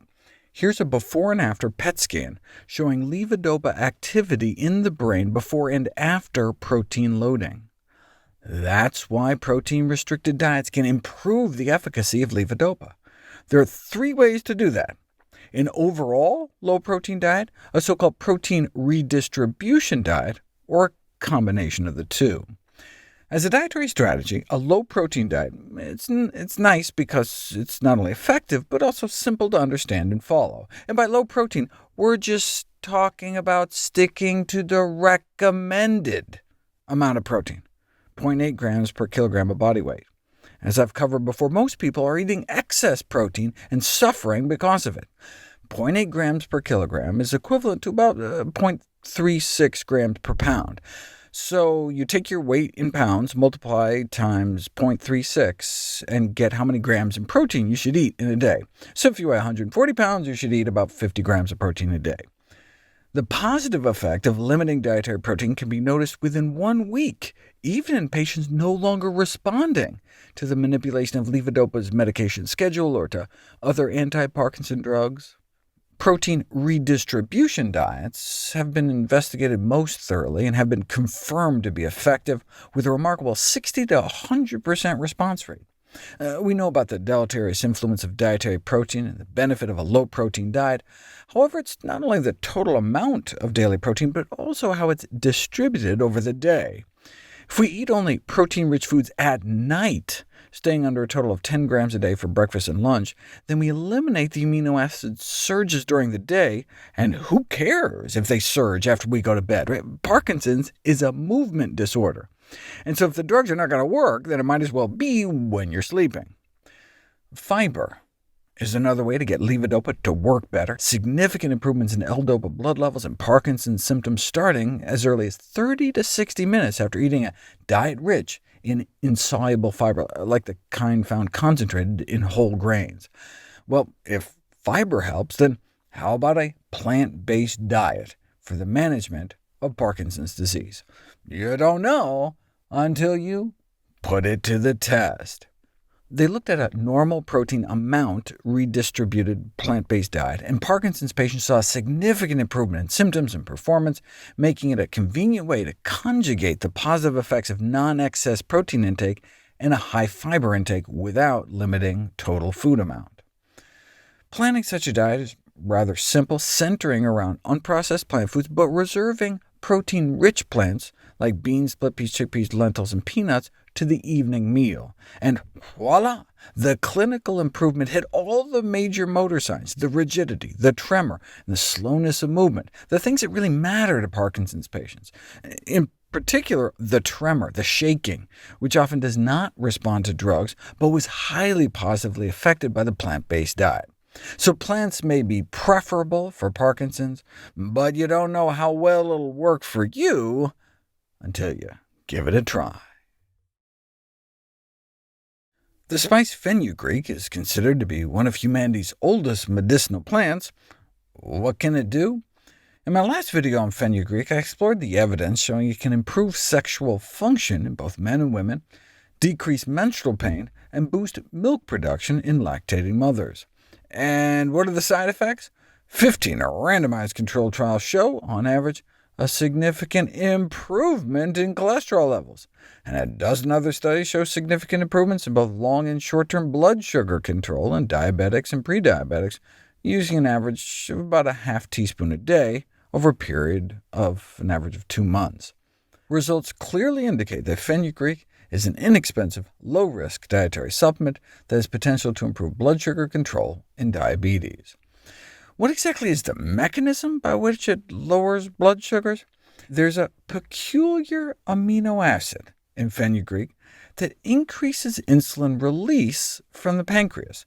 The peculiar 4-hydroxyisoleucine has been described as an efficient compound in the regulation of insulin secretion, due to the fact that it acts as a secretagogue in the presence of elevated blood glucose concentrations.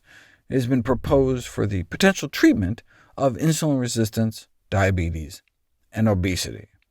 Now, there's a class of diabetes drugs that does the same thing. Sulfonylureas, sold as like glucotrol, glyburide, micronase, glipizide.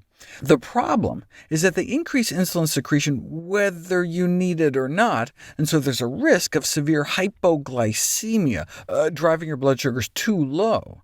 The funky fenugreek amino acid, on the other hand, only boosts it when you need it. When your blood sugars are normal, it has no effect. It only seems to stimulate extra insulin release when you need it most, when your blood sugars are high. What these researchers did, it was after consent was obtained from family members, pancreases were obtained from brain-dead organ donors.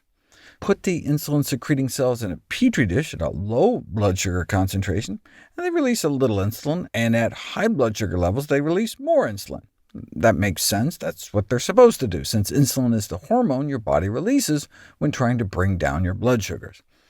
Add in some of that fenugreek amino acid, though, and you can boost insulin production. Great! But if that happened even at the low blood sugar concentration too, it would be like the drugs and you could dip too low. But no, when you don't need extra insulin, no fenugreek effect. What about the role of fenugreek in the prevention of type 2 diabetes? A 3-year randomized controlled study of the efficacy of fenugreek on men and women diagnosed with prediabetes. Those randomized to fenugreek were told to take 1 1/3 teaspoons of fenugreek powder twice a day before meals, and both the fenugreek and control groups that didn't get any fenugreek were both given identical diet and lifestyle advice. And by the end of the study, the cumulative incidence rate of diabetes was reduced significantly in the fenugreek group. Check it out. Those who didn't get the fenugreek had a 4 times higher chance of developing diabetes, and you could already see the group starting to diverge within 6 months, and all from just a few cents worth of a spice every day. If you yourself want to intimately support this kind of amazing research in the future, be sure to register at organdonor.gov. The word halitosis is derived from the Latin and Greek terms for abnormal or diseased breath, though it may be less of a medical term and more of a marketing term, as it was supposedly coined by the Listerine Company. Halitosis is commonly referred to as bad breath, though medical and dental professionals often use, instead of bad breath, the less judgy term breath odor. As described in the Journal of Breath Research, halitosis has been classified into 4 types. There's genuine halitosis, either transient or chronic, which is contrasted with pseudo-halitosis, when someone thinks they have bad breath, but it's evidently all in their head, and halitophobia, where they start out with genuine halitosis, but then they treat it and get rid of it, but still think they have it. These are rare, though. The vast majority of cases are IOH, which stands for intraoral halitosis, bad breath arising from inside the mouth, as opposed to lungs or stomach, and not just anywhere in the mouth, but specifically, in most cases, apparently coming off the coating on the tongue. Most people have a tongue coating, a grayish-white deposit on the tongue, which is the main cause of bad breath. And now there are pathological conditions like black, hairy tongue, whose symptoms may include an unattractive appearance of the tongue, which can be caused by certain drugs, but the normal tongue coating is just a thin, slightly moist, whitish substance across the upper surface of the tongue, composed of sloughed tongue cells, bacteria, seepage from our blood supply, and secretions from our gums and postnasal area, like mucus discharged from our sinuses dripping onto the back of our tongue. Those with gum disease tend to have 4 times as much coating in terms of the wet weight scraped off the tongue, due to the migration of white blood cells from periodontal pus pockets onto the tongue's surface. But even in people with perfect dental hygiene, food particles can get trapped between all the little bumps and craps on the tongue and form a thick bacterial biofilm coating. If we eat the right foods, though, our mouth may be self-cleaning. Just the act of chewing and swallowing foods that actually need chewing can cleanse off the tongue, leaving you with just the normal thin layer of coating. But fast food is engineered to be eaten fast. It's soft, you can just gulp it down, and consequently the thickness of the tongue coating might increase, and that could contribute to bad breath. But you don't know until you put it to the test. The effect of a chewing-intensive, high-fiber diet on oral halitosis, a randomized clinical crossover study in which subjects were examined over a period of 2.5 hours after consumption of a high-fiber versus low-fiber meal, using an organoleptic assessment of halitosis. Although a few electronic bad breath detectors have appeared on the market, organoleptic scoring is still the gold standard, which is just a fancy name for when dentists or doctors just give your breath a sniff. Here's the ratings they used. No halitosis detected, even up close and personal, or yeah, bad breath, but only up to about 4 inches away, or out to a foot, or all the way out to more than a yard. We know halitosis is reduced by eating due to the self-cleaning of the mouth while chewing food, and it seems obvious that foods that need to be chewed more intensively have a stronger self-cleaning effect than foods that require less chewing, but whether this is actually the case had never been examined until now.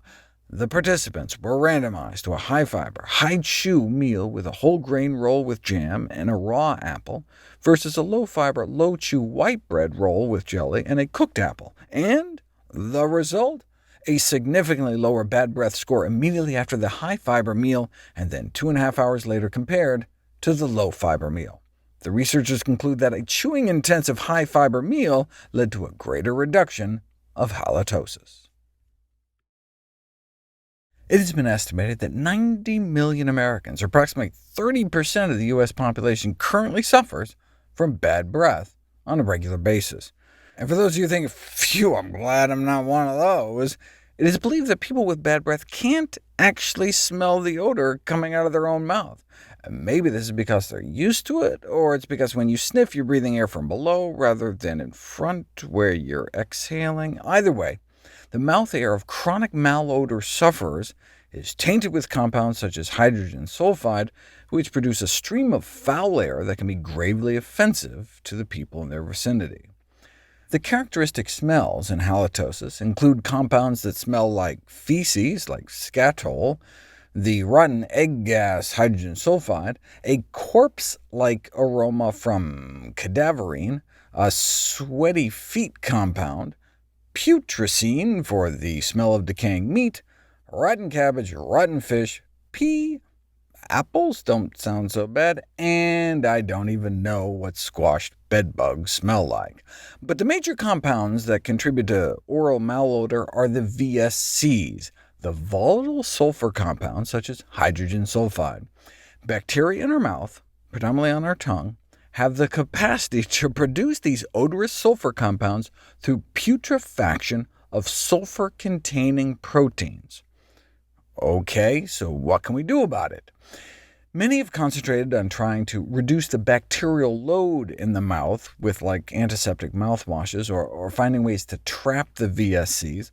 Mechanically, you can disrupt the biofilm of bacteria on the tongue, with various tongue-scraping techniques, though tongue cleaning seems to work more through reducing the substrates for putrefaction rather than the bacteria themselves. OK, but if the substrates for VSC production are the sulfur-containing amino acids, and the sulfur-containing amino acids are derived mainly from animal protein, meat and dairy, what about using a dietary approach? The VSCs from animal protein may actually explain why carnivore poop smells so much different than herbivore poop. And indeed, limiting the amount of consumed proteins may significantly reduce fetor ex ore, from the Latin meaning stench mouth. The reason they add fats and alcohol is that they can both cause relaxation of the lower esophageal sphincter. Normally, the only time you exhale odors from your stomach is when you burp, because the sphincter at the top of the stomach prevents stuff from backing up, but alcohol or a fat-rich diet increases the relaxation of that sphincter, which further increases the risk and severity of bad breath. But most cases of halitosis occur due to the decay of food residues in the mouth by the bacteria that decompose proteins and amino acids and produces the volatile sulfur compounds. So the treatment of oral halitosis should involve not just professional advice on oral hygiene, but also diet. Dairy proteins, for example, are known to break down in the mouth, leading to the release of amino acids that are rich in sulfur. Dairy products are rich sources of the milk protein casein, and casein is rich in the sulfur-containing amino acid cysteine, which is a precursor to the formation of the rotten egg gas hydrogen sulfide in the oral cavity. In fact, that's how you can test people for bad breath. Cysteine challenge testing. Just have people swish their mouth with it. When cysteine is degraded, not only do you get the hydrogen sulfide, which comprises a large part of the bad breath bouquet, but you get sulfhydryl anions that favor the growth of the very bacteria within the mouth responsible for the protein putrefaction that's central to the production of oral malodor in the first place, and to the development of gum disease. So it's not just a 1-2 punch, but a triple threat. Bad breath isn't just some aesthetic issue. These volatile sulfur compounds can be toxic to the gums, even at extremely low concentrations. Hydrogen sulfide reacts with collagen and can alter the protein structure, thereby rendering your gums and jaw more susceptible to destruction. Then you can develop these pockets of putrid pus that can lead to more halitosis. The periodontal pockets are the second main source of the volatile sulfur compounds. Even people with mild periodontitis may have twice the risk of reporting bad breath. Finally, let me touch on the role diet has in so-called extraoral halitosis, bad breath that doesn't originate in the mouth. There are lots of drugs that can do it, including dietary supplements like fish oil, but there's another way people can smell fishy: trimethylamine. Trimethylamine-urea is one of the largest causes for undiagnosed body odor. It's when you can't sufficiently metabolize a malodorous compound called trimethylamine, which is formed in your gut when you eat lots of choline. The textbook presentation is urine, breath, sweat, and reproductive fluid smelling like rotten or decaying fish. But what many doctors don't realize is that the fish odor presentation may only occur in like 10% of individuals who have this predisposition. Yes, at high concentrations, trimethylamine has that foul, rotten fish odor, but at low concentrations it can just give you kind of an unpleasant garbage-like breath. And because there are so many foods that are rich in choline, like the fact that there are eggs found in so many foods, you may not make the connection between your diet and your body odor. But you can always try cutting out foods like egg yolks for a few weeks and see if you smell any better. Frankincense and myrrh date back to thousands of years before the three wise men, the burning of which as incense may have actually had a hygienic function, like maybe repelling mosquitoes, and when put to the test, incense fumes were able to kill off some bacteria and mold in the air, but may also carry health risks. Although the adverse health effects of secondhand tobacco smoke are well recognized, the impact of burning incense in the home has received less attention. But burning incense has been found to generate like 4 times the particulate matter as cigarettes, so incense may be even worse. No wonder home incense use may have significant adverse health effects, particularly on the heart and lungs, including childhood asthma. No wonder, since the incense smoke particle size peaks down in the danger range, so ultra-fine they can float down into the deepest parts of the lungs. It's not just the little ash particles in the smoke, though. There's carbon monoxide, nitric oxides, sulfur dioxide, carcinogenic polycyclic aromatic hydrocarbons, and volatile organic compounds like benzene and formaldehyde. The World Health Organization suggests limiting indoor formaldehyde to about 80 parts per billion, but even with a window open during the hour or so incense is burning, formaldehyde levels exceed the safety limit. What does this all mean in terms of disease outcomes? Studies on rats show incense can do all sorts of terrible things, but what about people? A study of thousands of children, followed over time, found that exposure to household incense burning was associated with impaired lung function, reduced lung function growth, and increased risks of respiratory diseases and symptoms. Daily exposure is associated with impaired lung function in adolescents, too, though interestingly those who had pets at home appeared to have better lung function, something I noted previously, how having a dog or cat in the house during early life may protect against childhood asthma and allergy. What about the heart? Long-term exposure to incense burning in the home environment was associated with an increased risk of cardiovascular mortality. Approximately 8% of heart disease deaths and 12% of stroke deaths could potentially be attributed to incense use, though they were looking at long-term exposure, so like incense burning at home on a daily basis for more than 20 years. What about cancer? Temple workers exposed to incense day in and day out were found to have evidence of significantly more DNA damage, including DNA strand breaks. Does this translate into greater cancer risk? One unsolved mystery has been why non-smoking Asian women have such high lung cancer rates. Might it be incense? Probably not, since the association between incense use and lung cancer remains inconclusive, though incense use does appear to be linked to cancers of the upper respiratory tract, as well as brain tumors among children whose mothers were exposed to incense. 3 times the odds, even more than that of secondhand smoke. In fact, even more than the consumption of bologna sandwiches. Processed meat consumption only appears to at most double brain tumor risk among children. Even without tumors, a study of 15,000 infants found that household incense burning was associated with a delay in brain development milestones, such as when they start to walk. And then on the other side of the life cycle, incense exposure among older adults was associated with reduced cognitive performance and adverse structural changes in the brain. The researchers conclude that this calls for safer practices, such as avoiding burning incense indoors or using safer incense alternatives. So-called environmentally friendly types of incense have been put to the test, and they were found to contain even higher concentrations of several potentially carcinogenic polycyclic aromatic hydrocarbons. Despite being a recognized health hazard, burning incense remains in widespread use. In the very least, we may want to avoid burning incense in the home when susceptible individuals are present, such as the very young, the very old, or people with a family history of allergies or pre-existing cardiovascular or respiratory disease. One innovative suggestion is electronic incense, like the e-cigarette of the incense world, so you get the fragrance without the combustion byproducts of smoke. Most of the concern about e-cigarette-related adverse events traditionally have evolved around the nicotine, which wouldn't be a problem with e-incense, the concern that e-cigarette use would lead to real cigarette use.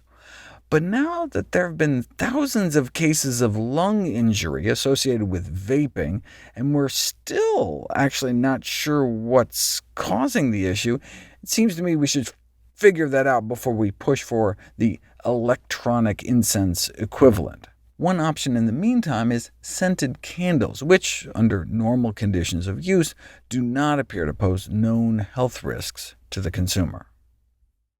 An impressive number of studies have shown that lifestyle is the root cause of what ails us, particularly for chronic conditions. The studies also show that changing one's lifestyle can have a dramatic effect on health improvement, both in the prevention and treatment of disease. So given the benefits of lifestyle medicine interventions, it would seem that our healthcare system would rush to embrace this movement. However, little could be further from the truth. Now I know we have a for-profit healthcare system, but even just from a dollars and cents perspective, it may make sense in dollars. A majority of Americans have healthcare insurance through their employers, the cost for which is rising at an alarming rate. Health insurance premiums continue to go up year after year. Unfortunately, all the money we're spending has not translated into healthier employees or healthier Americans. We spend more on healthcare per person by far, yet the U.S. population is not healthy. By 2014, our life expectancy had slipped down to 43rd in the world, and since then our life expectancy declined year after year. It's not just that other countries are doing better. We now may be living shorter and shorter lives, and unhealthier lives. Again, even just from a financial bottom-line perspective, hundreds of billions in productivity lost beyond all the healthcare costs. One employee gets diabetes, and it costs about $10,000 more per year. So if a self-insured company could prevent or reverse that, they could save the company a lot of money, raising the possibility that workplace wellness programs could not just be cost-neutral, in other words, pay for themselves, but actually save the company money, even make the company money. This brings up the concept of ROI, a return on investment. That's how much money you get back for every dollar spent. So an ROI of 3 to 1 means every dollar you spend yields $3 back. So by investing in such a program, you'd end up tripling your money. You don't know, though, until you put it to the test. Johnson & Johnson, for example, claimed that investing in employee wellness yielded around $2 to $4 for each dollar they spent. Citibank estimated their return on investment was $5 saved for every dollar spent. A compilation of a handful of such studies found an average ROI of more than $3 of healthcare cost savings for every dollar spent on health promotion. A more recent review, including more than 20 studies, came up with a return on investment exceeding 5 to 1, though an even more recent review out of Harvard, looking at more than 30 studies, found the ROI closer to $3. Spend $1, get 3 back. Not a bad deal.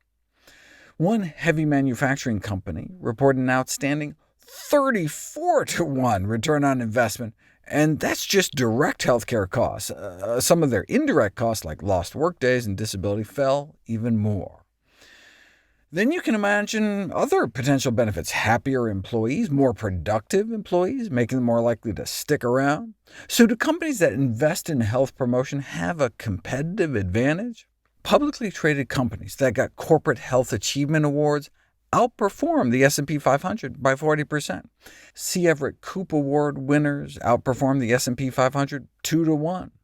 Those scoring higher on workplace health promotion best practices, same trend. And the same thing most recently with companies investing in an internal culture of health.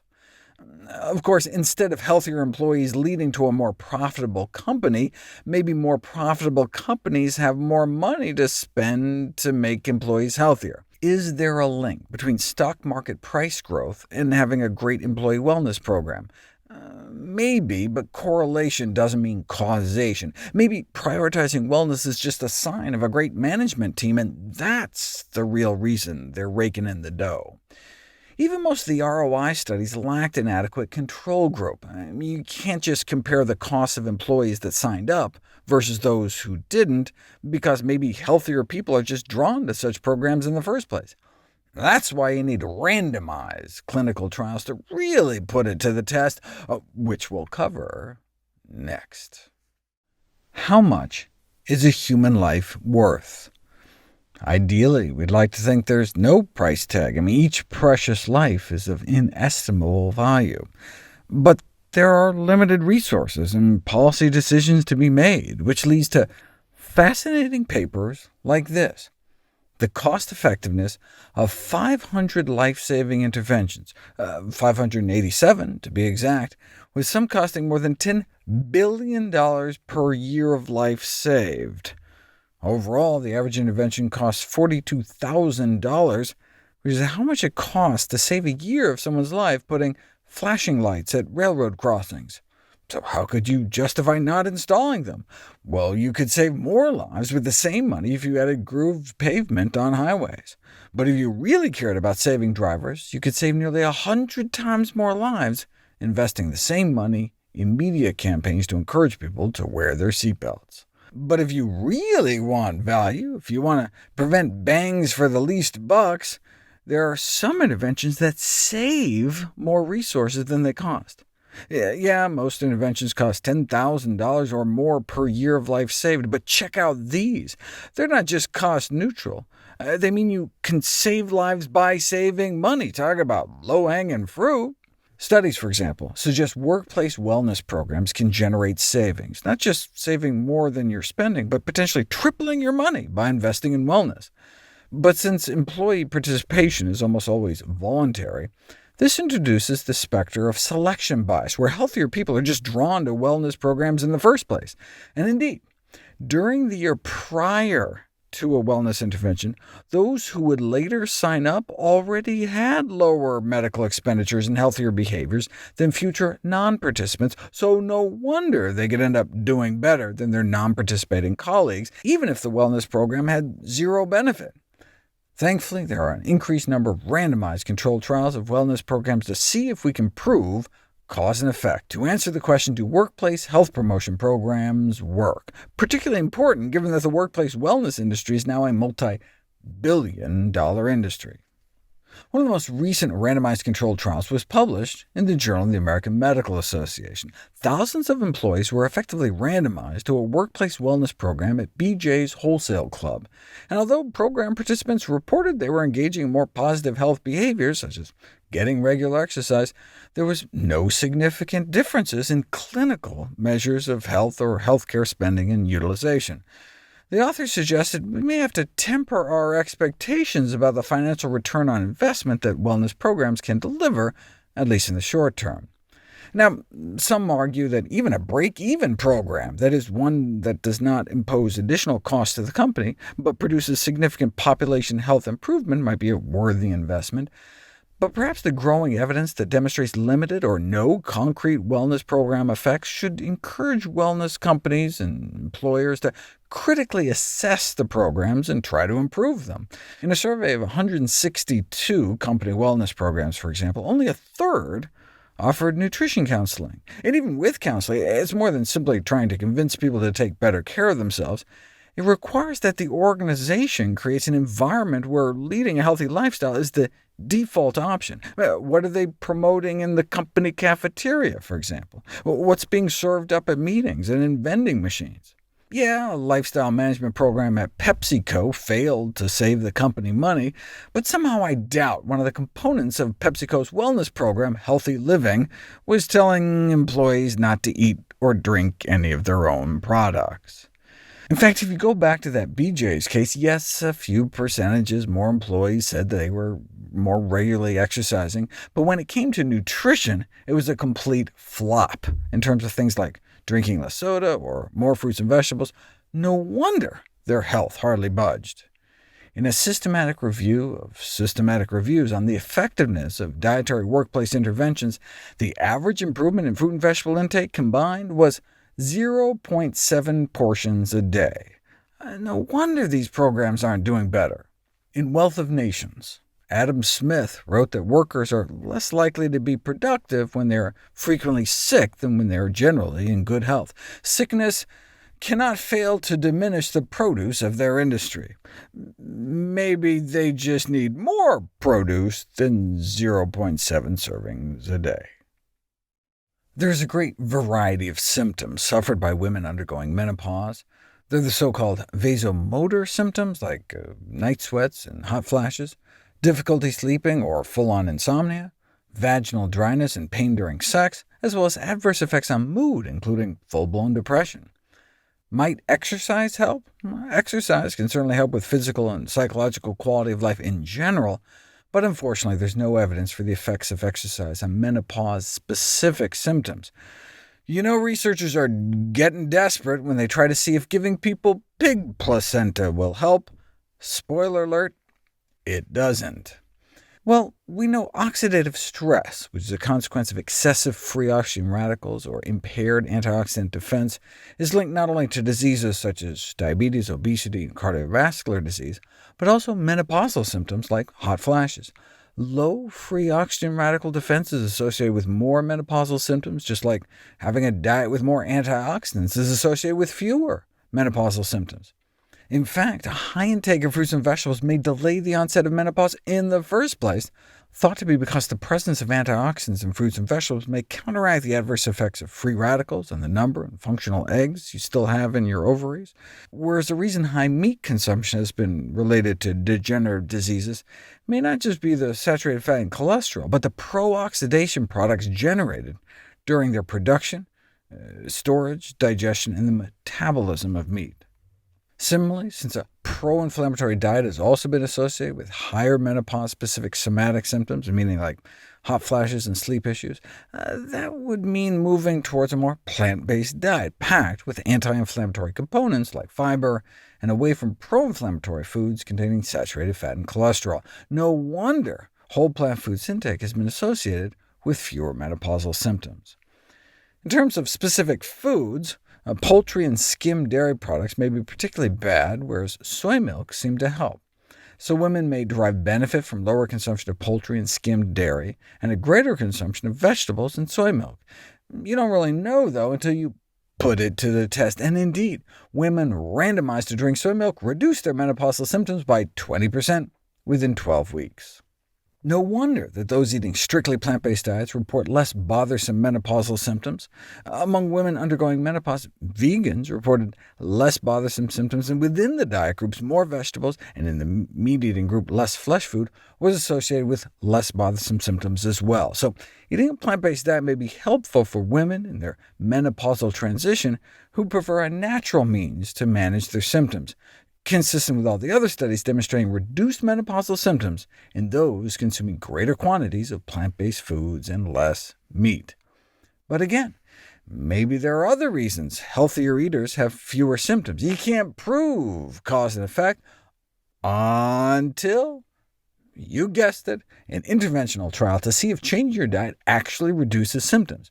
And in this study, where women were encouraged to decrease fat and increase fruit, vegetable, and whole grain intake, they were significantly more likely to eliminate their vasomotor symptoms like hot flashes and night sweats compared to the control group. So it's certainly not all or nothing.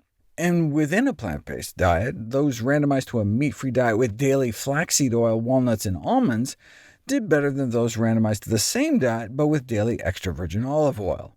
After 16 weeks, the vegetarian diet that was rich in omega-3s did better, reducing vasomotor symptom frequency. In fact, even just 2 teaspoons worth of ground flax seeds a day alone can significantly decrease menopausal symptoms to about the same extent as hormone replacement therapy, but without the side effects.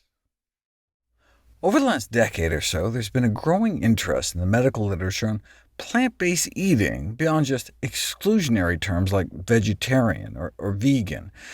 Previous such studies were somewhat limited because they just split people up into either vegetarian or non-vegetarian, excluding some or all animal foods, but without taking into account the quality of plant foods. Vegans could be living off of French fries, Oreos, and Coca-Cola.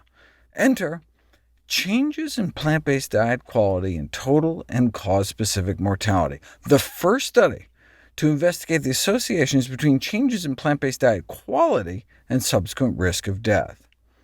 If you look at overall plant-based diet scores, the more you increase your intake of any plant foods and decrease your intake of any animal foods, the lower your risk of death appears to fall. But that's because people were adding healthy plant foods like fruits and vegetables. If you just look at people who ate more processed sugary junk over time, their mortality risk goes up.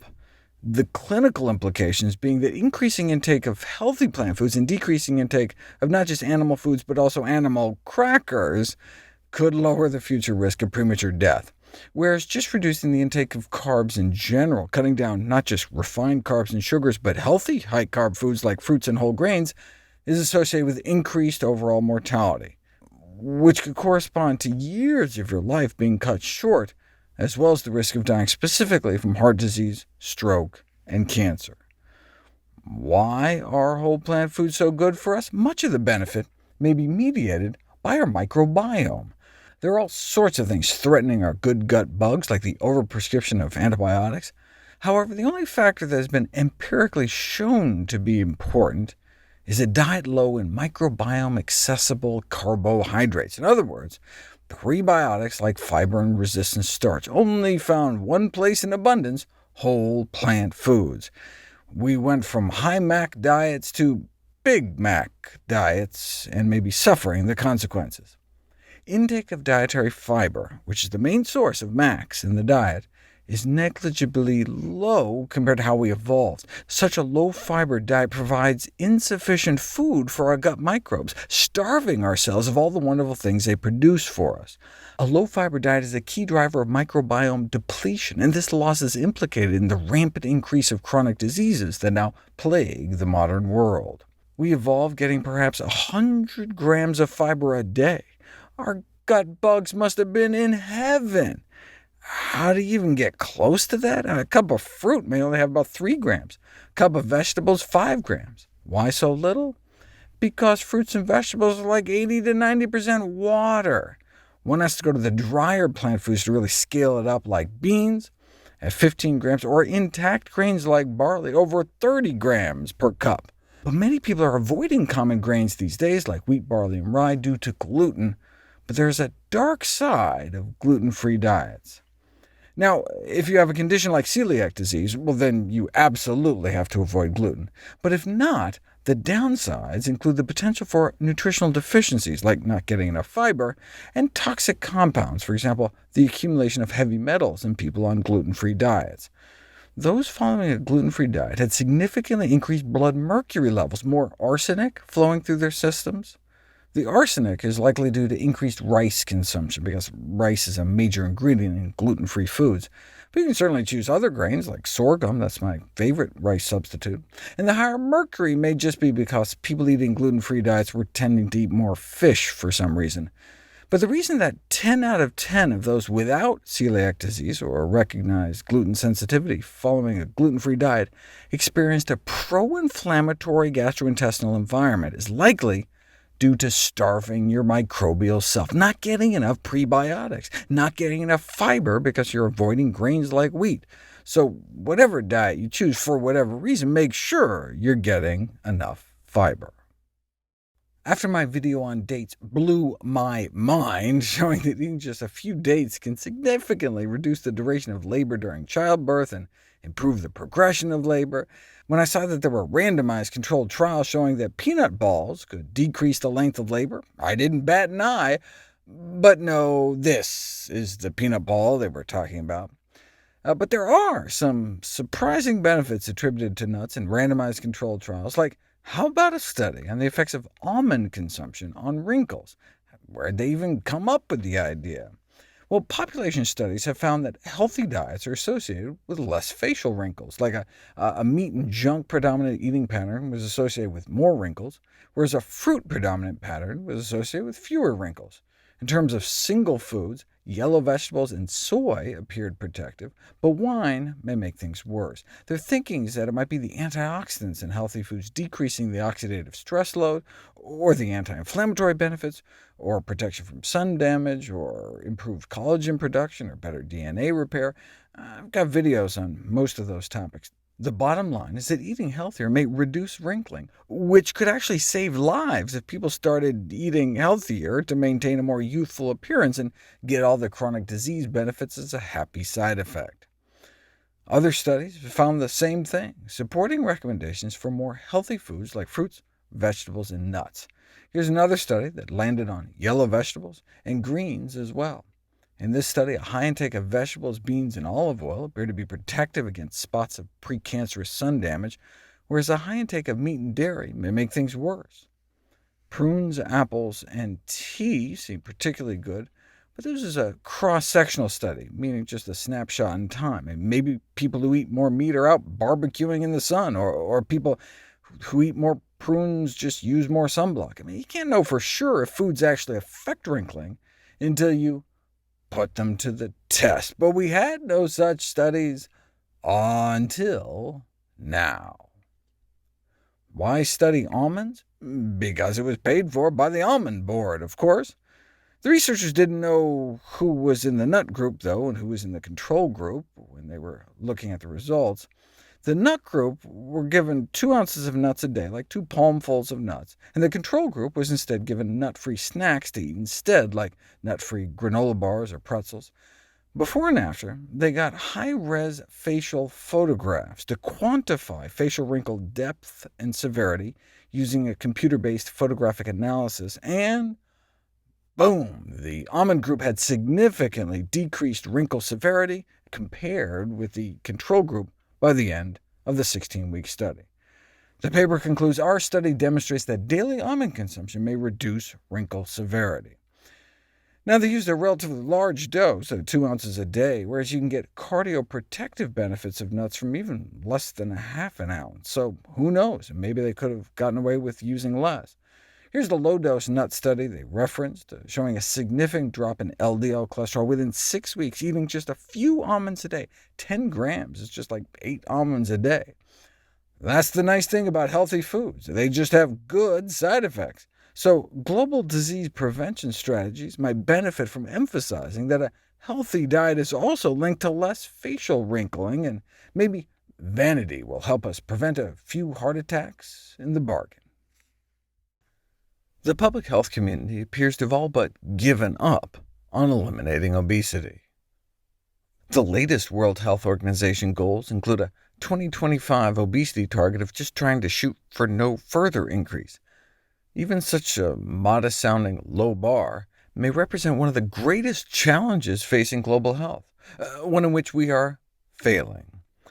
Though there has been isolated pockets of patchy progress, no country has yet reversed the epidemic. Blame has been laid at the feet of the food industry lobby. The promotion of the overconsumption of high-calorie, low-nutrient foods and beverages has been identified as the major driver of the obesity pandemic. Now that we have rid much of the world of pestilence and famine, some public health proponents have gone as far as to suggest that the new vectors of disease are taking the form of transnational food corporations that market salt, fat, sugar, and calories in unprecedented quantities. It's considered the world's biggest industry. The processed food makers may alone bring in trillions. Put simply, concluded a senior director at a global health institute, the enormous commercial success enjoyed by the food industry is now causing what promises to be one of the greatest public health disasters of our time. But it's not their fault. Corporations just do what they're set up to do. Their goal is not to make people fat, just to make people money. The food industry manipulates ingredients such as salt, sugar, and fat, and spikes in caffeine and flavor-enhancing chemicals for reasons no more nefarious than maximizing profits. It's just to exploit our natural biological vulnerabilities. Markets often incentivize companies to cater to and take advantage of human weaknesses. The food and beverage CEOs are not out doing victory laps in children's hospital halls to revel in their handiwork. They may simply have a fiduciary responsibility to maximize quarterly profits for their shareholders. It's just how the system works. But why do the corporations sell Apple Jacks instead of apples, or Orange Crush instead of oranges? To quote from the apocryphal Slick Willie Sutton answer on why he robbed banks, that's where the money is. The reason some of the unhealthiest foods are marketed is one of simple economics. Real food goes bad. Fruits and vegetables are perishable. What shareholders want is a snack cake that lasts for weeks on the shelves. Real food doesn't have brand names. Why would even a broccoli grower put an ad on TV for broccoli when you'd likely just buy their competitor's broccoli? The system is just not set up to reward the sale of health-promoting food. What kind of profit margins can you get on a sweet potato? Real food costs money to grow. Shareholders don't want dirt. They want dirt-cheap commodities discounted by taxpayer subsidies they can mix with carbonated water and sell for a few bucks a bottle. Dollar menu burgers are thanks in part to hundreds of billions of dollars of federal subsidies for cheap feed. Those who resist calls for heavy-handed government regulation may not realize those heavy hands are already pressing down the scale on the side of big business. Even without regulations, the market can be rapidly responsive, but only within certain parameters. The gluten-free craze is a great example. How many people had even heard of the word 10 years ago, and now some surveys suggest as much as 30% of the population is trying to avoid it. This has led to a 10,000-plus explosion in products labeled gluten-free, including from major players such as Tyson Foods launching gluten-free bacon and lunch meat. Ironically, gluten-free products may be less healthy, with more sugar and salt, less fiber, but are mostly just different shades of the same processed junk. A gluten-free donut is still a donut. A nutritional analysis of foods marketed to children found that about 90% of products, both gluten-free and not, were classified as unhealthy. That's the limit of the market. The invisible hand is more than happy to hand us any kind of junk we want— low-fat junk, low-carb junk, non-GMO organic junk, and especially ironic, processed paleo junk. They can make money off of any fad except food. Shareholders can profit off any kind of Funyuns, but can't do much with real onions. Within a narrow scope of commodity components and chemicals, endless reformulations can fit any fashionable flavor of the month, but produce will never be as profitable. The market even prevents food manufacturers from taking small steps to make their products less detrimental, such as lowering salt or sugar content. Any deviation from the levels perfectly engineered for maximum craveability will get you immediately undercut by your competitors. How, then, was England able to so successfully lower sodium intakes, associated with a dramatic drop in stroke and heart disease deaths? Because they did it across the board. McDonald's Chicken McNuggets have 2.5 times more salt in the U.S. than the U.K., but that's because Burger King was cutting down too.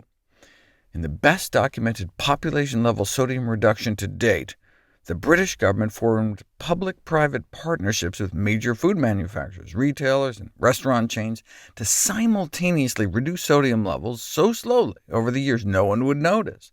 The secret sauce may have been the level playing field, so no company could gain a commercial advantage by outsalting competitors.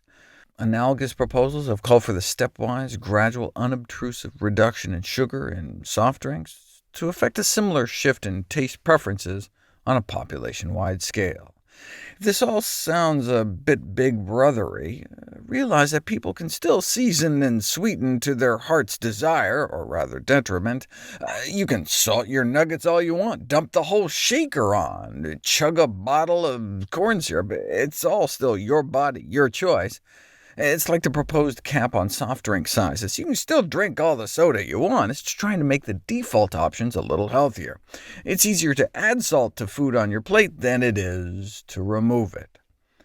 The life-saving success of the trans fat ban and society-wide sodium reduction may lie in the convenience of improving consumers' diets without them having to change their behaviors. Some view this as government overreach, but the slipperiest slope may be that of inaction.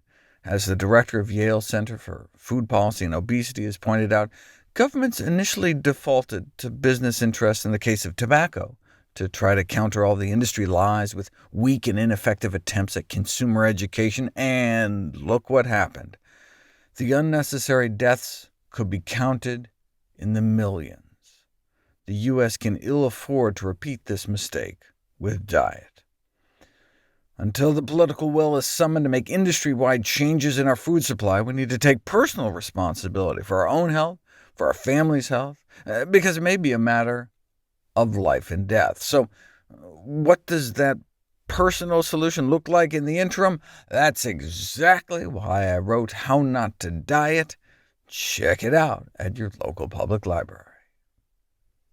What we learned from the tobacco experience, wrote two preeminent public health scholars, is how powerfully profits can motivate even at the cost of millions of lives and unspeakable suffering. Big tobacco played dirty and millions died. How similar is big food? I've talked about how big food has used the same tobacco industry playbook. What about using the anti-tobacco playbook to counter the obesity crisis? Tobacco is one of our great public health victories. The share of adults who smoke declined from 42% in 1965 down to just 15% by 2016. That's about 5 out of 12 down to less than 2 out of 12. Thanks to the decline, cigarettes now only kill about 500,000 Americans every year, whereas our diet now kills tens of thousands more. Currently, the leading cause of death in America is the American diet. Might we be able to use the same strategies that were so successful in the battle against big tobacco? It may be no coincidence that 3 of the most cost-effective policy interventions against obesity seem to be taken straight from the tobacco wars. First, taxes on unhealthy products, front-of-pack labeling, and a restriction on advertising to children. Excise taxes on cigarettes has been cited as the single most effective weapon in slashing smoking rates. A 25 cents per pack tax to help deal with some of the societal costs of smoking was associated with as much as a 9% decrease in smoking rates. The World Health Organization has estimated that a 70% global increase in the price could prevent up to a quarter of all tobacco-related deaths worldwide. Extending taxes on alcohol and tobacco to foodstuffs was proposed by none other than Adam Smith in his 1776 Wealth of Nations. Sugar, rum, and tobacco are commodities which are nowhere necessities of life, which have become objects of almost universal consumption, and which are, therefore, extremely proper subjects of taxation. People have the right to smoke and drink and eat fattening foods, the logic goes, but perhaps they should help defray some of the publicly funded medical costs that result. Well, if that's the case, why not tax obese people directly? Taxing people based on their weight was proposed at least as far back as 1904 in the British Medical Journal, a kind of pounds-for-pounds strategy, actually only up to 7 shillings and 6 pence per pound. This was not only to recompense public coffers, but nudge behavioral change. A tax on fat, read the proposal, would also have the excellent effect on the health of the nation by bringing about a reform of unwholesome habits of eating and drinking. Even a penny-per-ounce tax on sugar-sweetened beverages could bring in more than $1 billion a year in states like Texas and California. A 10% tax on fattening foods on a national level could yield $500 billion over 10 years. Even if it was combined with a subsidy that lowered the cost of fruits and vegetables by 10%, it would be expected to net hundreds of billions of dollars. But would it actually change people's habits? Even a small price differential, about 10% between leaded and unleaded gas, was able to shift the entire auto industry away from lead. Could it also shift Americans to apples from apple pie? A systematic review of the available evidence suggests that dietary financial incentives and disincentives work. The cheaper you make fruits and vegetables, the more people say they'd buy, and the more you tax unhealthy foods, the lower consumption drops. Based on this kind of modeling, a tax on saturated fat, found mostly in fatty meat, dairy, and junk, could potentially save thousands of lives a year. But wouldn't such a tax disproportionately affect the poor? Yes, in that we would expect them to benefit the most. It's like cigarette taxes. The classic tobacco industry argument is that cigarette taxes are unfair and regressive, burdening the poor the most. To which the public health community responded, cancer is unfair. Cancer disproportionately burdens the poor, so taxes would be expected to affect the greatest health gains for the least well-off.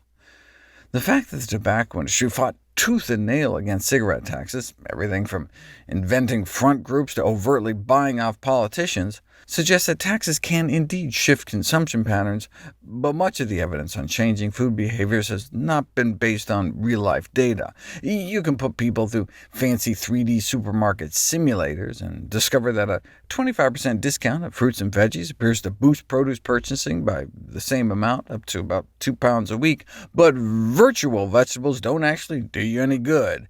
Does this work out in the real world? Apparently so.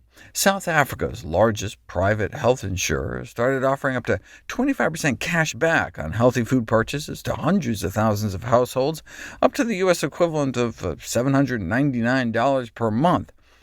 Why would they give money away? Because it apparently works, increasing consumption of fruits and vegetables and whole grains, while at the same time decreasing the consumption of foods high in added salt, sugar, and fat, including processed meats and fast food.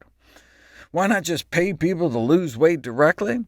A systematic review found 11 out of 12 studies on financial incentives for weight loss described positive results. The one that failed to find a benefit of direct monetary inducements was only offering $2.80 a day. With kids, you can get away with just a nickel or a sticker to get them to choose dried fruit over a cookie as an after-school snack, though as soon as the enticements ended, so did the change in behavior. Even if the incentives have to be made permanent, they might still pay for themselves. In the U.S., every dollar spent taxing processed foods or milk might net an estimated $2 in healthcare cost savings. Every dollar spent making vegetables cheaper could net $3, and subsidizing whole grains might offer more than 1,000% return on our investment. Even a 1% decrease in the average price of all fruits and vegetables might prevent nearly 10,000 heart attacks and strokes every year. What about taxes, though, which tend to be less popular than subsidies? In Europe, a number of countries have instituted taxes on sugary or salty foods, but Denmark was the first to introduce a tax on saturated fat. It only took agribusiness about a year to squash it, demonstrating how weak public health professionals can be when trying to tackle corporate power. This was chalked up to the enormous imbalance between the political influence exerted by the public health community compared to the industry's lobbying might. Denmark ended up canceling its saturated fat tax on meat and dairy and shelving their sugar tax because the farming and food company interests claimed too many jobs would be lost if people ate healthier. Apparently, a healthy economy was more important than a healthy citizenry. Ironically, the fat tax was abolished just when evidence of the effects started to appear. The intake of saturated fat among Danish customers from some meat and dairy products was declining, but not from sour cream. The public ended up eating so much more low-fat sour cream that it ended up outweighing the smaller reduction in high-fat sour cream, so you always have to think about the unintended consequences. If incentives have people swapping out sugary cookies for salty chips, for example, it might not be doing the public's health many favors. One field study of a tax on soda found that you can drop soft drink purchases, but households may just end up buying more beer. Another study found that calorie labeling of sugary drinks ironically led to an increase in consumption, presumed to be because the consumers may have previously overestimated their calorie content. Stark warnings about the risks of unintended negative consequences of obesity-targeted health policies are trumpeted by those with ties to the likes of Coca-Cola, Kraft, PepsiCo, Wrigley, Red Bull, the World Sugar Research Organization, National Cattlemen's Association, Mars, and corn syrup giant Archer Daniels Midland, and that's just a single scientist. The concern about unintended consequences shouldn't paralyze our efforts, but should serve up a healthy dose of humility when considering policy proposals. How about releasing a video game for kids that promotes fruit? Sounds good, right? Well, what do you think happened when kids were sat down in front of bowls of fruit and candy and randomized to play one of 3 different computer advert games, advertising game hybrids incorporating product placements, promoting either candy, fruit, or toys? The pro-candy game group ate more candy, but disappointingly the pro-fruit group didn't eat more fruit. But then it gets interesting. They ate more candy in the fruit game, too. Compared to the toy promotion control group, having a kid play a video game promoting fruit led them to eat more candy. Presumably both the candy and fruit games just made them think about food, and they naturally gravitated to their preferred snack. One of the most fascinating phenomena I came across was the boomerang effect of remedy messaging. One might presume that the advertising of smoking cessation aids like nicotine gum would help make quitting easier. After all, the vast majority of smokers want to quit, and so availing them of helpful options couldn't help but help, right? Instead, such remedy marketing can create a vicarious get-out-of-jail-free card that ends up reinforcing risky behavior. Exposure to nicotine replacement product advertising was found to undermine quitting intentions, especially among the heaviest smokers, the very ones who needed it the most. The thought is that smokers may subconsciously interpret the remedy as evidence that the hazards of smoking are more manageable, hence less risky, and thereby help to justify their habit. You can see how easily this would translate to the weight loss arena. Previously, I explored how self-licensing could cause those taking slimming supplements to inadvertently eat more, but just exposure to a fat-fighting pill advertisement appeared to have a similar type of effect. So even when companies are ostensibly selling health rather than disease, they still may be inadvertently making the problem worse. In the marketplace, there's just no incentive for risk avoidance messaging. Nobody makes money selling "just say no" unless it can be somehow linked to saleable products and services.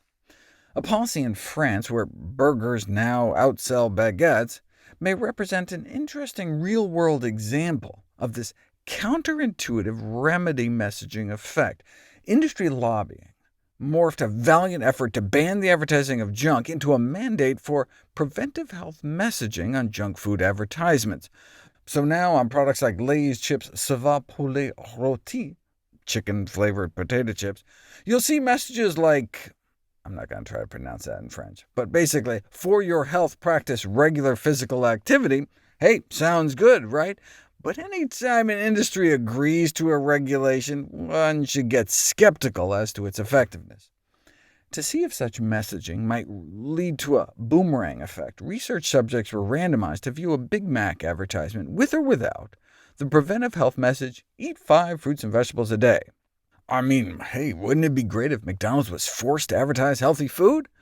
The participants then filled out some BS questionnaire, and before they left, were allowed to choose one of 2 McDonald's coupons as a reward for their participation, a free sundae or a free bag of fruit.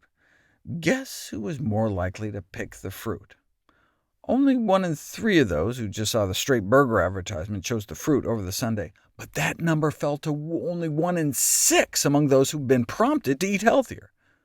Let that sink in for a second. Isn't that crazy? The absence of the health message doubled the choice of the healthy snack. The health message made things worse. This may be the remedy messaging boomerang effect in action. By simultaneously offering a temptation with a reminder about how they can dig themselves out later, justifies the excuse to indulge. Subconsciously, it may give the chickeny chip eater the rationalization that they can just work it off the next day, even if the next day at the gym never comes. The advised antidote to avoid justification effects is to instead use negative framing. Instead of offering a way out to compensate for indulging just this one time, cautionary messages may be more effective.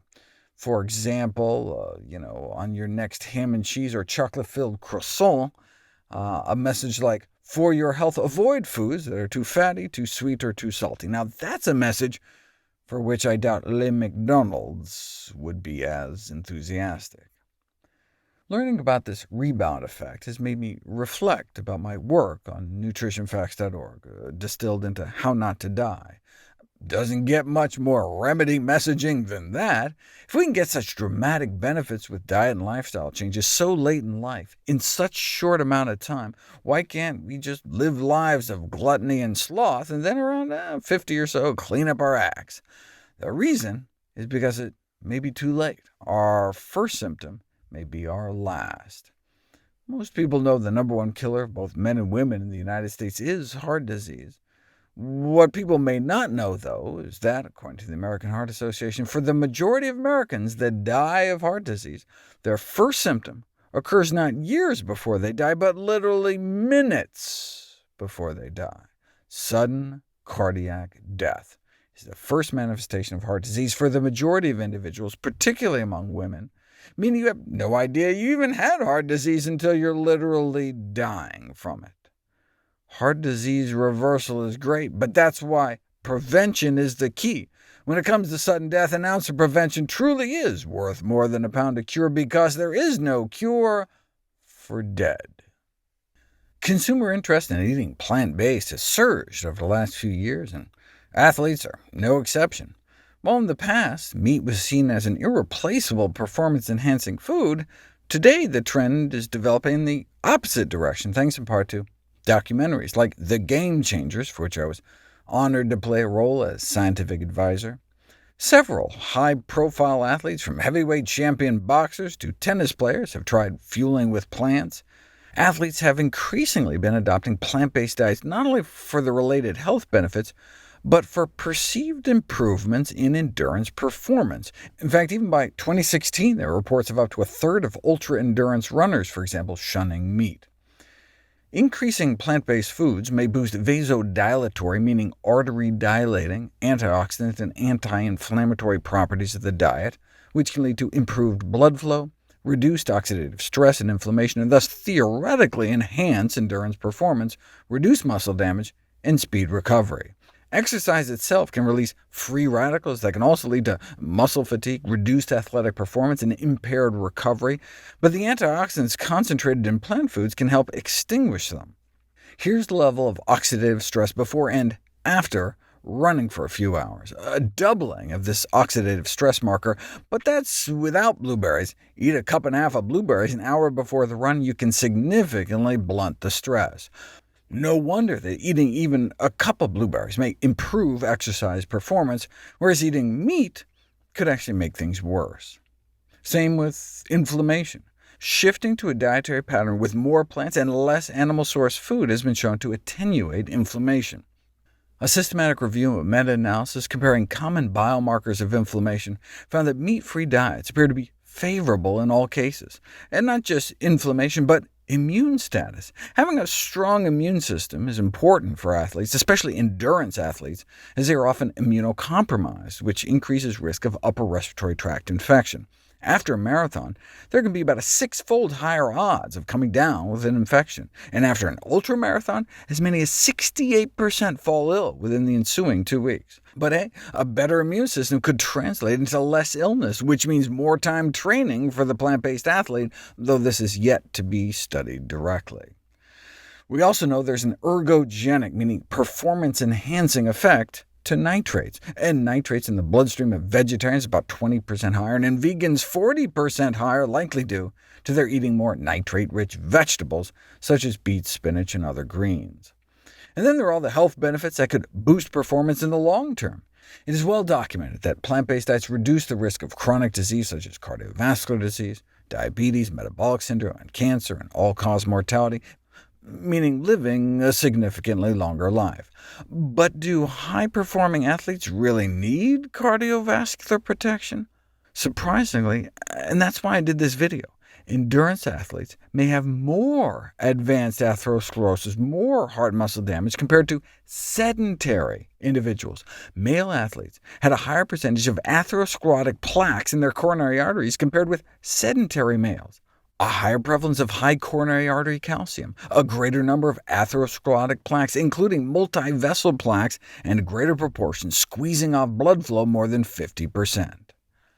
Marathon runners found to have increased total atherosclerotic plaque volume, calcified plaques, non-calcified plaques, paradoxically worse atherosclerosis in their coronary arteries, which may then translate into more damage to the heart muscle itself, 3 times more than matched sedentary individuals. They are running the risk of coronary events. It's the kind of heart damage you see after heart attacks. But wait, why?